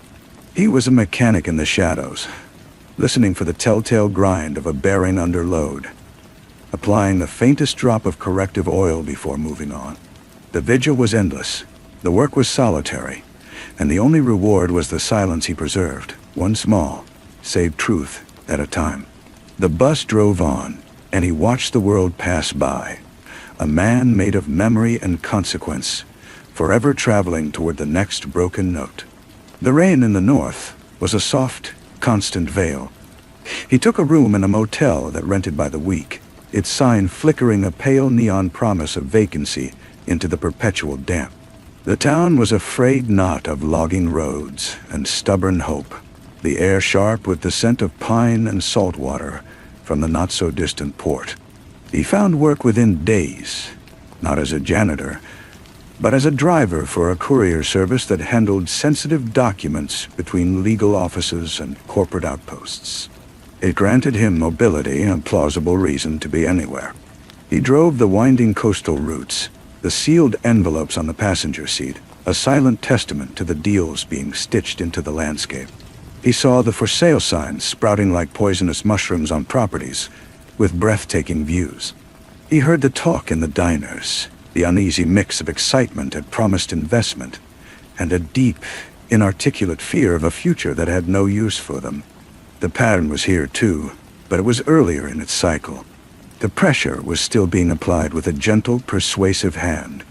The tragedies were still accidents waiting to happen.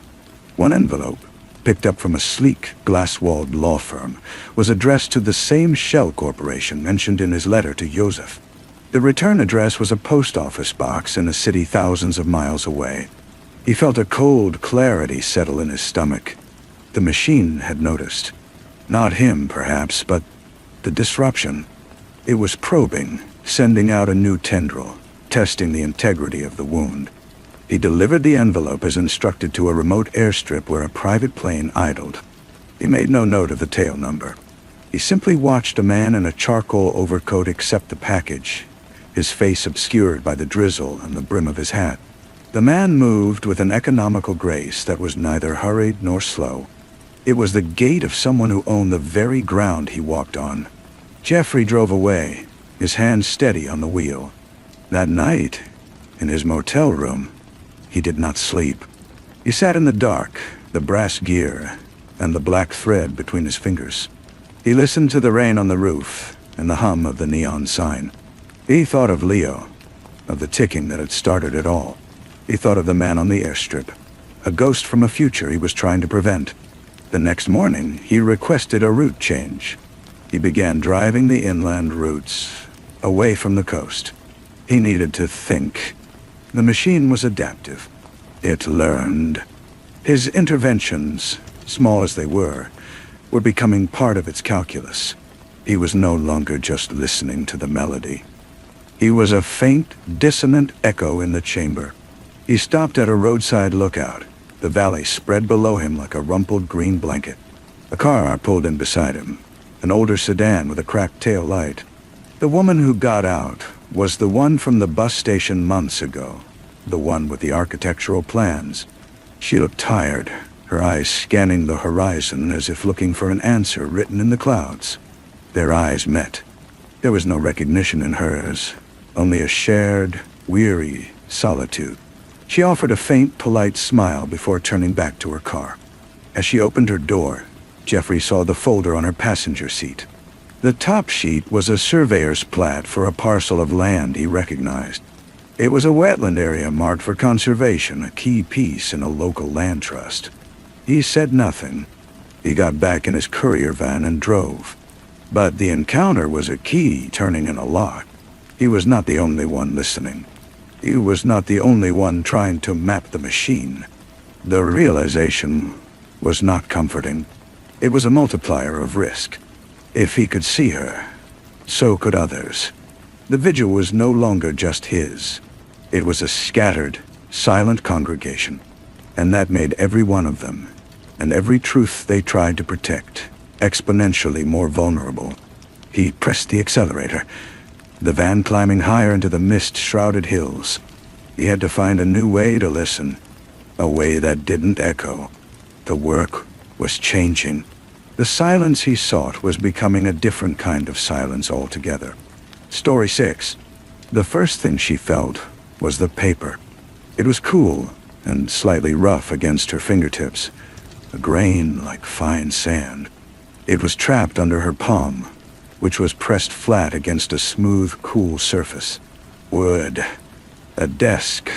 She lifted her hand and saw the note, a square of heavy cream stock, the edges soft from handling. 2 words were written there in a tight, controlled script, black ink. "Remember, Caitlin." She blinked. The light was gray and thin, seeping through slatted blinds to her left. The room was unfamiliar. A bedroom, clean, almost sterile. A dresser, a mirror, a closet door slightly ajar. The air smelled of lemon cleaner and something else, something faintly metallic underneath. Her head felt hollow, a vast, echoing chamber where only dust motes swirled. She knew her name was Caitlin, only because the note told her so. She did not feel like Caitlin. She felt like a vessel, empty and waiting. The door opened. A man stood there, backlit by the brighter light of a hallway. He was tall, with a kind face, etched with lines of concern. He held a steaming mug. "Morning, sweetheart," he said, his voice a gentle baritone. "Row night." She stared. He came in, set the mug on the desk beside the note. The scent of coffee, rich and bitter, cut through the lemon and metal. "Who are you?" Her own voice sounded strange to her, unused. The man's face softened further, a practiced, patient sorrow. "I'm Billy, your husband." He said it like he was reminding a child of a simple fact. "It's okay. It's just a bad one today, isn't it? The doctor said some days would be worse than others." He guided her to a small, framed photograph on the dresser. It showed the 2 of them, smiling on a rocky beach, wind in their hair. They looked happy. She felt nothing looking at it. The woman in the photo was a stranger with her face. "Amnesia," Billy explained, his hand warm on her shoulder. "An accident a year ago. It's retrograde and persistent. Your short term is okay, mostly. But when you sleep, the long term, it resets, like a tape erasing itself. Dr. J says it's psychosomatic, a trauma response. We were working on it." "Hello? Dr. J." The name sparked a flicker. Not memory, but a sensation. A cold stethoscope. A pen scratching on a pad. Billy's routine was meticulous. He showed her the house, a modest 2-story in a quiet suburb. He pointed out her favorite mug, the garden she apparently loved, the book she'd been reading, a bookmark halfway through. He was tender, attentive, his movements careful as if she were made of glass. But his eyes, a pale, watery blue, never quite held hers for long. They scanned her face, her reactions, like a scientist observing a specimen. In the bathroom after he left her to shower, she found the first fragment. It wasn't a note. It was a sensation. As she reached for the faucet, her arm brushed the cool tile of the shower wall. A jolt, electric and brief. Not memory, but an echo. The smell of chlorine, overwhelming. The sound of laughter, muffled and far away. A feeling of weightlessness, then a sudden crushing pressure on her chest. She gasped, gripping the sink. The image was gone as quickly as it came, leaving only a racing heart and the clean, blank walls of the bathroom. She dressed in the clothes Billy had laid out. Soft jeans, a gray sweater. They fit perfectly. In the pocket of the jeans, her fingers found a small, crumpled slip of paper.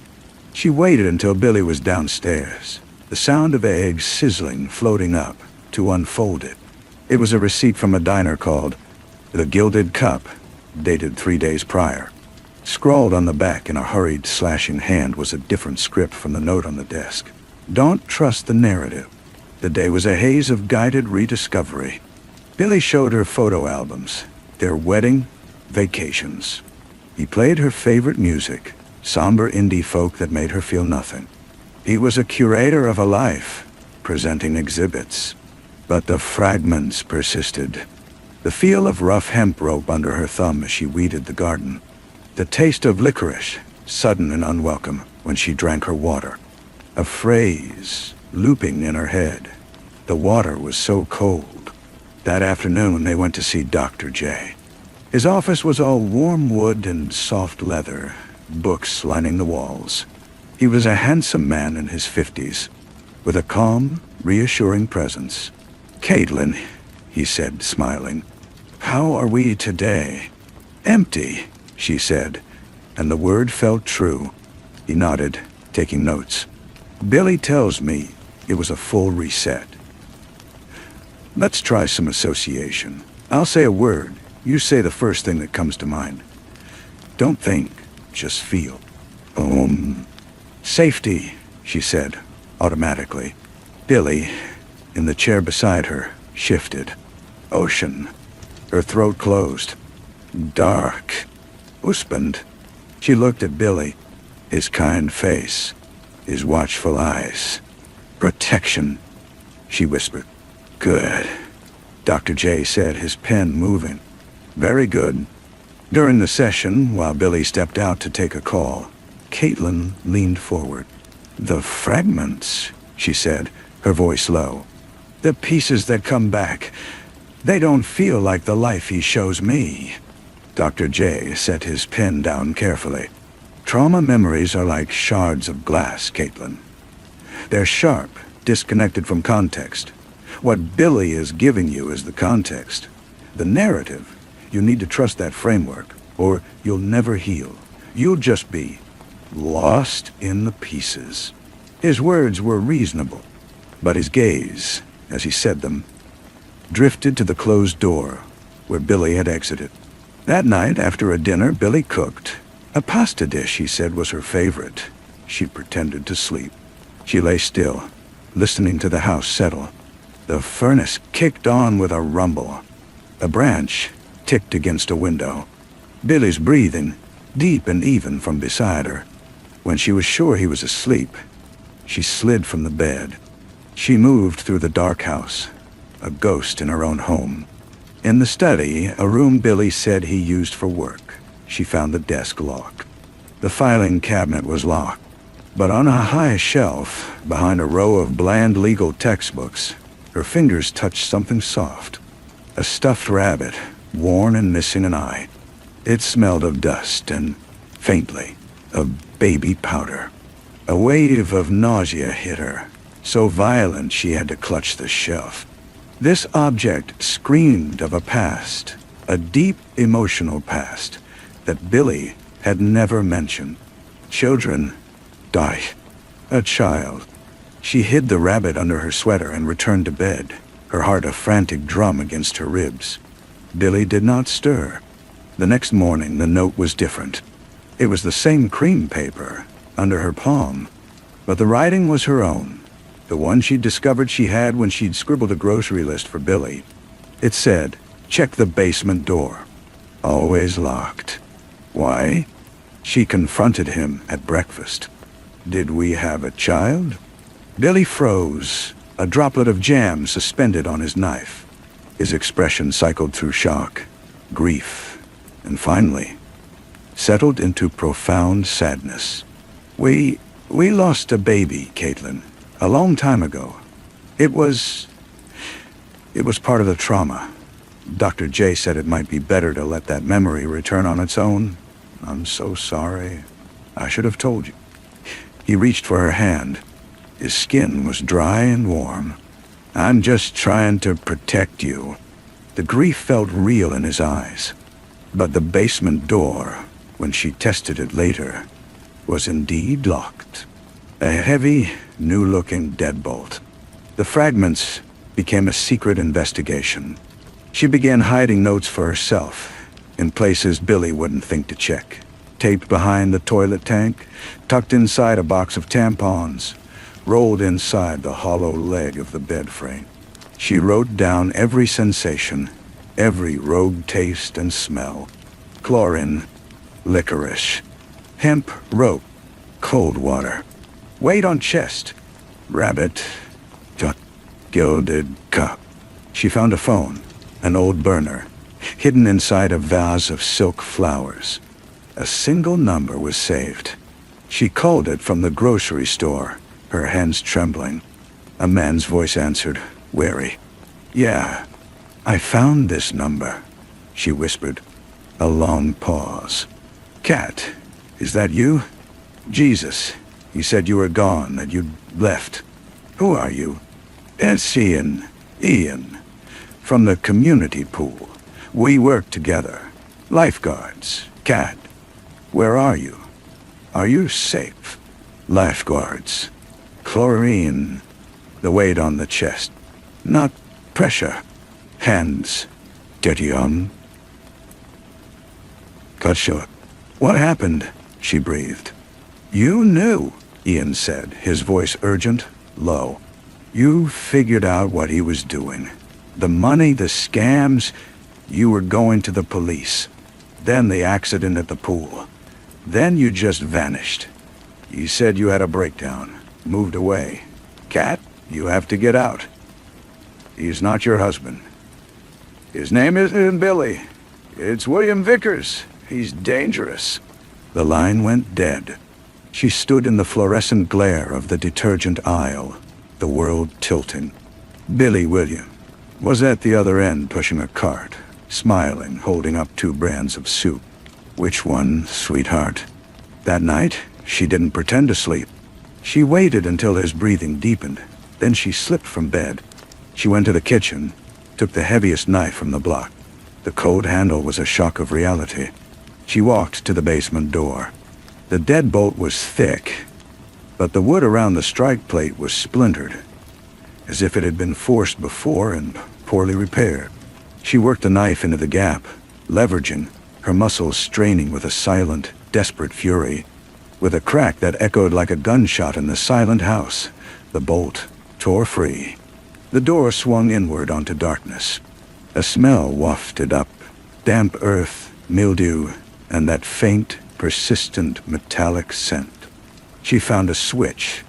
A single bulb flickered on, illuminating steep, rawwood stairs. The basement was unfinished, a concrete bunker. There was a washer and dryer, boxes labeled Xmas and taxes. And in the far corner something else. A space that looked like a room within a room, framed with 2x4s and sheets of plastic. She walked toward it, the knife held out before her, her breath plumbing in the cold air. She pulled back the plastic. It was an office, a duplicate of the one upstairs, but here, everything was real. A desk littered with papers, maps, bank statements in different names, photos pinned to a corkboard. Photos of her, taken without her knowledge. At the grocery store, in the garden, sleeping. And other photos. Of a woman who looked similar to her, but wasn't. Of Dr. J in candid shots, meeting with Billy in parking lots. Newspaper clippings about a drowning at a community pool a year and a half ago. An investigation closed, due to lack of evidence. The victim's name, Sarah Miller, Ian's sister, and a medical file. Her name on it, but not from Dr. J. From a different clinic. Diagnosis: dissociative fugue state, likely triggered by extreme trauma. Prescription: a powerful experimental sedative. The prescribing doctor's signature was a scrawl. She recognized it. It was on the notepad in Billy's kitchen. Dr. J wasn't helping her remember. He was helping Billy make her forget. Every day. The therapy was reinforcement of the false narrative. The drug in her evening tea ensured the reset. She heard a floorboard creak above, then footsteps, deliberate, on the stairs. She turned.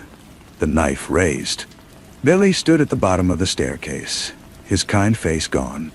What remained was calm, calculating, utterly cold. He held a syringe. "You weren't supposed to go down here, Caitlin," he said. His voice was still gentle, which was the most terrifying thing of all. "This is the past. It's messy. It hurts you." "My name isn't Caitlin," she said. "It is now," he replied, taking a step forward. "You're Caitlin Vickers, my wife.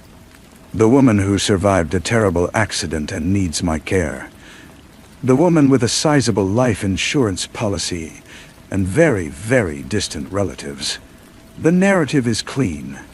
It's safe. Dr. J and I have worked so hard on it. You killed Sarah Miller, Ian's sister. She knew about your scams. A tragic accident, like yours almost was. You were poking around where you didn't belong, too. Asking questions about Sarah.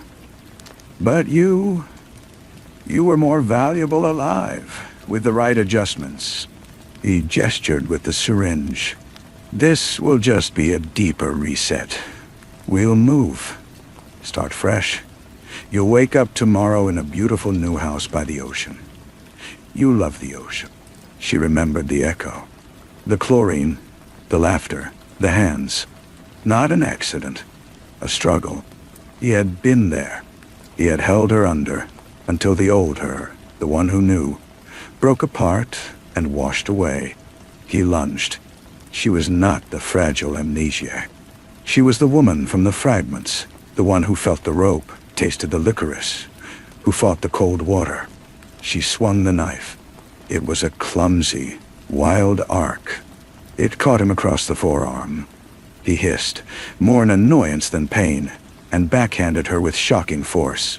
She fell against the desk, papers scattering. Her vision swam. He loomed over her, the syringe glinting. She groped blindly on the desk, her fingers closing around something solid, cold. A stapler. She swung it up, cracking it against the side of his head. He staggered. She scrambled up, past him, toward the stairs. He grabbed her ankle. She fell, her chin hitting the concrete, stars exploding. She kicked back, connected with something soft. His grip loosened. She crawled, then ran, up the stairs, through the house, out the front door into the freezing night. She ran barefoot on the icy pavement, the cold, a brutal clarity. She ran until her lungs burned, until the lights of the suburban houses gave way to the seedy glow of a downtown strip. She saw the sign, the gilded cup, the diner from the receipt. She stumbled inside, collapsing into a vinyl booth. The waitress, an older woman with tired eyes, brought her coffee without asking. "You look like you've seen a ghost, honey." Caitlin wrapped her hands around the mug, the heat searing her frozen skin. "I need the police." "Yes." The waitress's eyes flickered over her, the nightgown, the bare, bleeding feet. She nodded slowly. "Phones by the restrooms." The police came. They were skeptical at first. A woman with no ID. A fantastic story. But they sent cars to the house. It was empty. Cleared out. Billy and Dr. J were gone. The basement was stripped. Only the staples in the corkboard remained. Little metallic wounds in the blank surface. They found records for William Vickers. Fraud. Embezzlement. Connections to a missing persons case. Sarah Miller. And they found the file on the experimental drug. It was enough to start a hunt, but not enough to find him. Caitlin was put in a safe house. The real therapy began. Slowly, painfully. Shards of memory started to knit together. Her name was Lena. She was a bookkeeper. She had taken a temp job at a community center where Billy William volunteered. She'd discovered discrepancies. She talked to Sarah, another volunteer who was suspicious. Then the accident at the pool. Then the fugue state and Billy's gentle, monstrous rescue. She remembered the licorice taste of the sedative in her tea, the rough hemp of the garden twine because she'd tried to tie a note to the fence for a neighbor, the cold water, the hands. Months passed. The investigation grew cold. Billy and Dr. J had vanished into the vast, anonymous country. Lena moved cities, changed her name again. She got a job. She lived. But every morning, for a few disorienting seconds upon waking, she felt the cool paper under her palm. She expected to see the note. Remember, Caitlin. The fear never left. It was a low hum in her blood, the sound of a tape, endlessly rewinding. One rainy afternoon, she received a package at her new apartment. No return address. Inside, nestled in white tissue paper, was the one-eyed stuffed rabbit. It smelled only of paper and postage now. There was no note, but tucked deep into the seam of its ragged back, her searching fingers found it. A small, square slip of that heavy cream paper. On it, in that tight, controlled script she knew too well, were two new words. "Good morning, Lena." She dropped the rabbit. It fell to the floor with a soft, harmless thud. She stood in the middle of her safe, quiet apartment, listening to the rain patter against the window. She listened for the creak of a floorboard that wasn't hers, for the sound of a key turning in a lock that she had double-checked. She heard only the rain, and the deafening silence of the space between the present moment and the one that was surely coming. The story was not over. It was just waiting for her to close her eyes. The rain fell harder, a steady drumbeat against the glass. Lena did not move. She stared at the rabbit, its single black eye seeming to hold a knowledge deeper than any memory. "Good morning, Lena." He was telling her he knew where she was. He was telling her the narrative was his to restart whenever he chose. The police were called again. They took the rabbit, the note. They dusted for prints, found none. They promised increased patrols. Their reassurances were thin, worn from overuse. They saw a traumatized woman, a stalker, a nuisance case. They did not see the architecture of the trap she was in, one that was rebuilt every time she tried to escape it. She packed a bag that night, not with sentiment, but with cash, a knife, a burner phone. She left the apartment lights on, the radio playing. She took a bus to the train station, then a train to a city 3 states away. She moved through the world as a shadow, paying cash, avoiding cameras. She cut and dyed her hair in a gas station bathroom, the chemical smell burning her nostrils, a different kind of chlorine. But the fragments followed. Now, they were laced with new terror. The scent of rain on concrete could be the alley behind the gilded cup. A man with pale blue eyes, even decades older, would stop her heart. Dr. J's calm, reasonable tone echoed in every kind stranger's voice. She found work as a dishwasher in a loud, steaming kitchen. The work was brutal, mind-numbing, perfect. She could lose herself in the spray and heat. One evening, scrubbing a pot, a fragment came not as a ghost, but as a solid, sudden recall. She was in a car, the real Lena. She was holding a ledger, her finger tracing a column of numbers. Billy was driving, smiling, asking about her day, and she felt it then, a cold certainty in her gut as she looked from the numbers to his profile. The feeling was not fear. It was fury. She had known in that moment what he was. She had decided to act. The memory was a gift and a curse. It was the first piece of herself that felt entirely whole, a cornerstone. But it was also the moment that had doomed her. Weeks bled into months. The kitchen became a kind of refuge.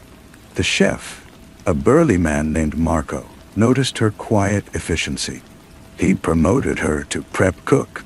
She learned to handle a knife with professional precision, the weight of the steel, a comfort in her hand. One slow Tuesday, Marco sat with her during break, smoking a cigarette by the dumpsters. "You're running," he said, not unkindly. She didn't deny it. "From a man," he stated. She nodded. He blew out a long stream of smoke. Men like that, they don't stop. They think they own the story. You can't just keep turning the page. You gotta tear the whole book out of his hands. She looked at him. Really looked. He had a scar through his eyebrow, a history in his eyes. "How? You find his story," Marco said, grinding the butt under his heel. "The real one, and you read it out loud for everyone to hear." That night, in her tiny rented room, she took out the burner phone. She had avoided the number, had been too afraid to trace the thread. Now, she dialed Ian. It rang once, twice. "Hello?" His voice was the same, wary, tired. "It's Lena," she said, her voice barely a whisper, a sharp intake of breath. "My God, are you—" "I'm safe. For now." He found me. Sent a reminder. Ian was silent for a long moment. "He's here, Lena. Or he was. I saw him." Her blood turned to ice. "Where?" "Here. In the city. A week ago. Getting out of a car with that doctor. I followed them. They went to a private clinic. Silver Oaks. It's not a normal place." She closed her eyes. A new narrative. A new setting. He was preparing. "Ian, I need everything. Everything you have on him, on the scams, on Sarah. Everything you told the police that they ignored." "It's a box of paper. They said it was circumstantial. I don't care. Can you get it to me?" He gave her an address. A mail drop in a city 2 over. "It'll be there in 3 days. Lena, be more than careful." "I'm past careful," she said, and hung up. The package was waiting. A plain cardboard box. She took it to her room and spread the contents on the floor. Bank records, forged documents, photographs of Billy with people she didn't recognize, transcripts of text messages Sarah had saved. It was a puzzle, but the shape was clear. It was a map of a predator's territory. And there, at the bottom, was a key. A small silver safe deposit key, taped to a card with a bank logo and a number. Sarah's handwriting. Back up. Lena's hands shook. This was it. The real story. The bank was in her old city. Going back was a risk that tasted like metal on her tongue. She wore a hat, sunglasses, walked with a different posture. The bank was cool and quiet. The key worked. The box contained a single, thick envelope. Inside was a letter from Sarah. "Lena, if you're reading this, I'm probably gone. And you're probably in trouble. Billy Vickers is a spider. He spins stories to catch people. He's not just stealing money. He's stealing lives. He finds women who are isolated, who have resources, who have trauma. He and that doctor, they reshape them. I think they've done it before. I have names. I have dates. I couldn't get the police to listen. Maybe you can. Don't let them write your ending." Behind the letter were profiles. 4 women before her. Their photos, their original names, their disappearances or sudden declines reclassified as mental breaks, their assets smoothly transferred. The last known address for each was a private care facility. One of them was Silver Oaks. He wasn't just creating a wife. He was running a factory, erasing women and repurposing them. Lena left the bank, the envelope heavy against her chest. She went to the bus station, bought a ticket for the farthest destination she could afford. As she stood in line to board, she felt it, the crawling sensation on the back of her neck. She turned slowly. Across the crowded terminal, leaning against a pillar, was Dr. J. He wasn't looking at her. He was reading a newspaper. But his presence was an anchor thrown into the sea of her plans. He was a sentinel. If he was here, Billy was close. She boarded the bus, her heart hammering. She took a seat by the window, kept her head down. As the bus pulled out, she dared to look. Dr. J was gone, but a black sedan she had seen outside Silver Oaks in one of Ian's photos was now idling by the curb. They weren't just waiting for her to close her eyes. They were hurting her. The narrative required a setting, a conflict, a climax. They were writing it around her in real time. Running was just another page in their script. As the city skyline receded, Lena made a decision. She would stop turning the page. She would tear the book from his hands. She would go to Silver Oaks. She would find the women. She would bring their stories, her story, Sarah's story, into the light so bright that no narrative could survive it. She looked at her reflection in the dark bus window. The woman looking back was not Caitlin. She was not even entirely Lena. She was something new, forged in fragments and fear. She was a fact, and she was going to state herself. The bus journey was a blur of darkened highways and neon rest stops. She got off 2 towns before her ticket's destination, doubling back on local buses. A jagged, exhausting route designed to lose anyone who wasn't already inside her head. She slept fitfully in cheap motels, the envelope under her pillow, the knife on the nightstand.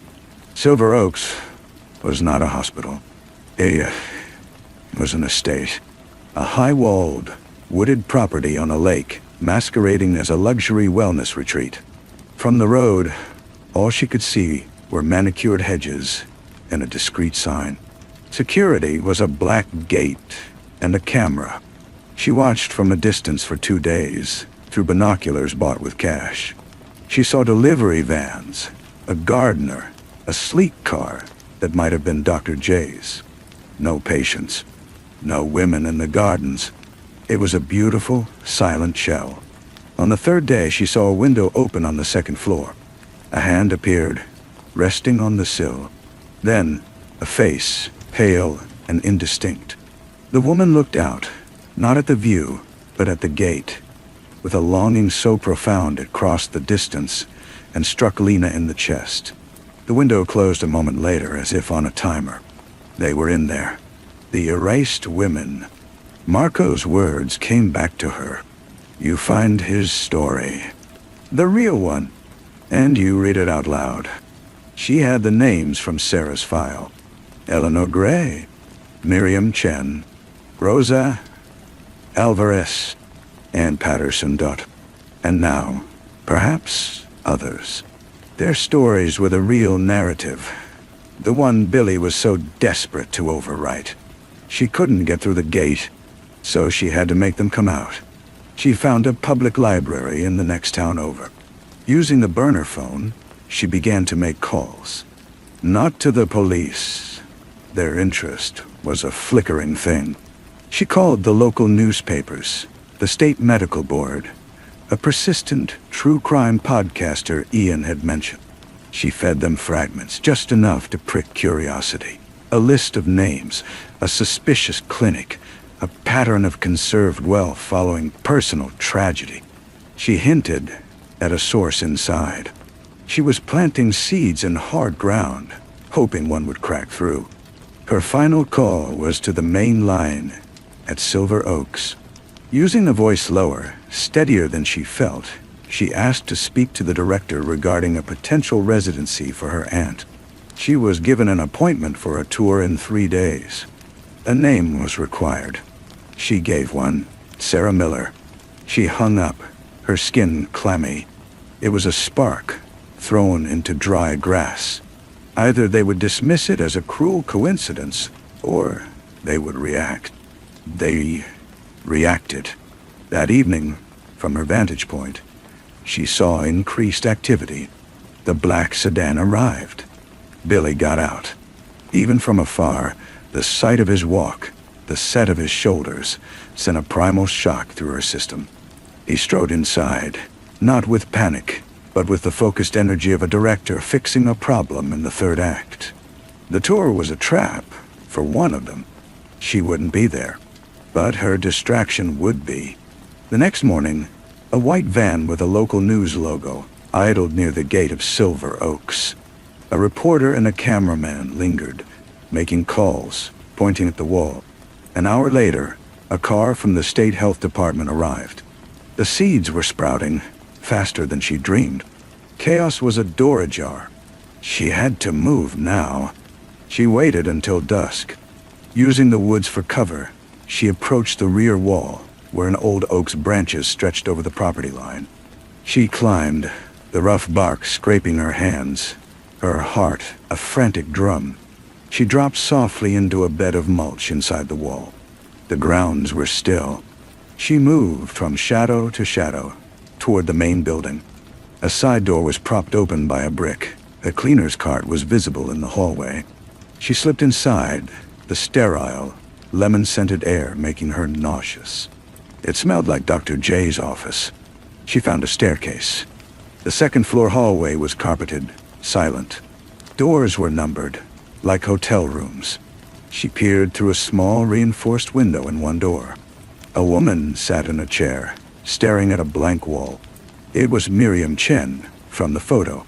Her eyes were clear, but empty, as if waiting for a program to run. Lena didn't call out. She moved on. The next room was empty, bed neatly made. The next held Rosa Alvarez, who paced like a caged animal. At the end of the hall, a door was open. Light spilled out. She heard Billy's voice, calm, reasonable.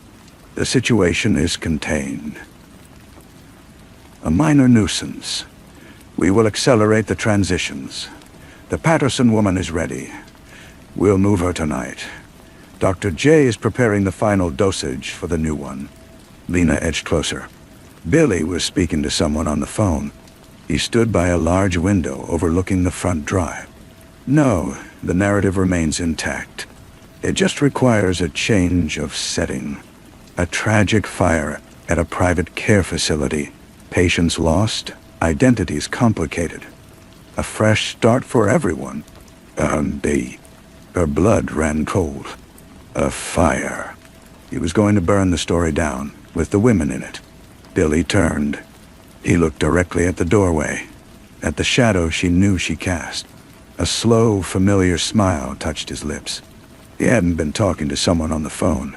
The phone was dark in his hand. He had been talking to her. "Come in, Lena," he said. "You're just in time for the final edit." The room was an office, but it felt like a stage. Bookshelves lined with medical texts and leather-bound classics. A heavy desk, the large window framing the darkening sky. Billy looked older, his hair more silver, but his eyes were the same pale, absorbing blue. He placed the dead phone on the desk. "You've been very busy," he said, his tone one of mild reproach. "Planting your little stories. But you must know, I'm the editor here. I decide what makes the final cut." Lena stood in the doorway, her hand on the knife in her pocket. The weight of it was nothing against the gravity of his presence. "It's over, Billy. People know. They're outside right now." "People know a rumor," he corrected, moving slowly to a sideboard and pouring a glass of water. "A tragic, complicated rumor about a misunderstood facility. By the time they understand anything, this chapter will be ashes, and we will be elsewhere, you included. I'm not going anywhere with you." "You've always been the most resilient of the narratives," he said, ignoring her, taking a sip. "Caitlin had a certain poetry, but she was fragile. Lena is a fighter. I can work with that. The new setting will require strength." She heard a faint sound then, a distant, rhythmic beeping that quickened. A fire alarm being tested, or triggered. "Dr. J's downstairs," Billy said, following her glance. "Initiating the protocol. The women are sedated. They'll feel nothing. A peaceful end to their difficult stories. But I need awake. To see the old world burn. To understand the necessity of the new one." The first tendril of smoke reached her nostrils, acrid and artificial, He was really doing it. Panic clawed at her throat, but beneath it, a cold, sharp point of clarity formed. He needed her to play her part. The defiant captive, the witness. He was still writing. She let the panic show on her face, took a step back into the hall. "You're insane." "I'm an author," he snapped, the calm cracking for the first time, his hand tightening on the glass. "I create order from chaos. I give lives meaning they lack." The smoke thickened. The beeping became a unified, piercing wail. Down the hall, a sprinkler head sputtered to life, then another, raining down cold, chemical-smelling water. Lena didn't run. She turned and sprinted not for the stairs, but back down the hall, throwing open the door to Miriam Chen's room. The woman still sat, staring, oblivious to the alarm. Lena grabbed her shoulders. "Miriam, look at me!" The woman's eyes flickered, a semblance of focus. "The water is cold," she murmured. "We have to go. Now." Lena hauled her up, pulling her into the wet hallway. She shoved her toward the stairwell door. "Down! Go down!" She moved to the next room, Rosa Alvarez. Rosa was already at the door, her eyes wide with animal fear. "Fire!" she gasped. "Yes, stairs. Help Miriam." Rosa nodded, a flash of her old self, and grabbed Miriam's hand, pulling her into the stairwell. Lena moved to the next door. Locked. She pounded on it. Ann Patterson. Billy's hand closed on her arm, his grip like iron. Enough. The narrative does not include them. His face was close, his breath hot against her ear. "It's just us now, Lena. The final rewrite." She didn't struggle. She went still, letting him think he had won. Then she brought her knee up, hard, and twisted, the move clumsy but fueled by pure desperation. He grunted, his grip loosening for a second. That was all she needed. She yanked the knife from her pocket. Not to stab him, but to slash at the fire alarm panel on the wall nearby. Sparks flew. The main lights flickered and died, replaced by the hellish red pulse of emergency strobes. In the chaotic, flashing dark, she was a ghost. She ran past him back toward the office. He lunged after her, but slipped on the wet carpet. She slammed the office door and wedged a heavy chair under the handle. The window. It was her only way. She snatched a heavy bronze bookend from the desk and swung it at the large pane. The glass was reinforced. It webbed, but held. She hit it again, screaming with the effort. A crack spread. Behind her, Billy slammed against the door. The chair shuddered. She hit the window a third time, and a section gave way, falling out into the night. Cold, clean air rushed in, cutting through the smoke. She looked down. A 2-story drop onto a manicured shrub.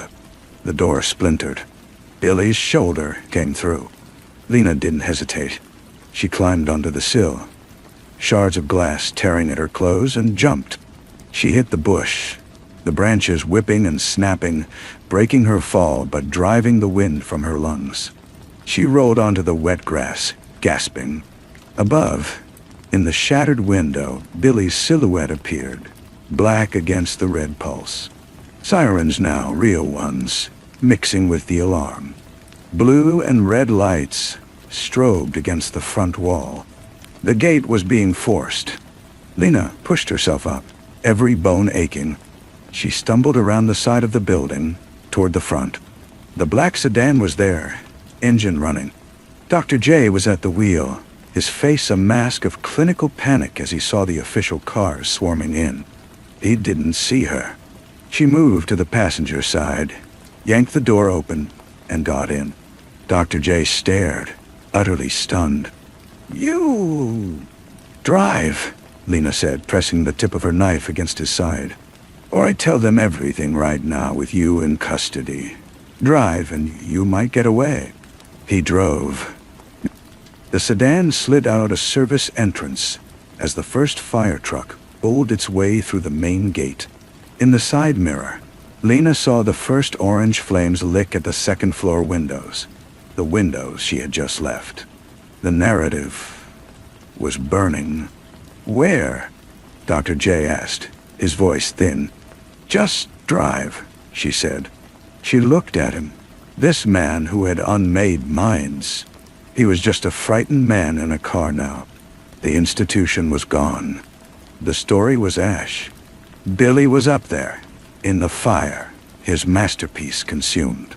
But as they merged onto the dark highway, a terrible certainty settled in her bones. She had seen the way he stood in the window. Not in rage, but in calculation. The fire was his exit, his final edit. Billy Vickers was not in that burning building. He had never intended to be.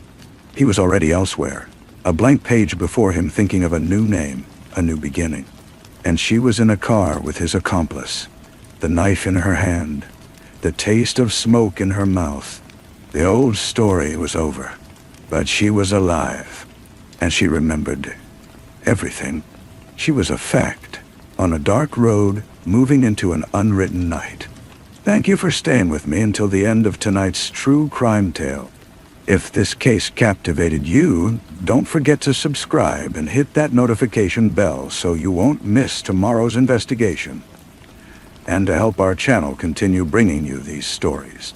Sleep well, stay curious, and I'll be back tomorrow night with another true mystery from the shadows.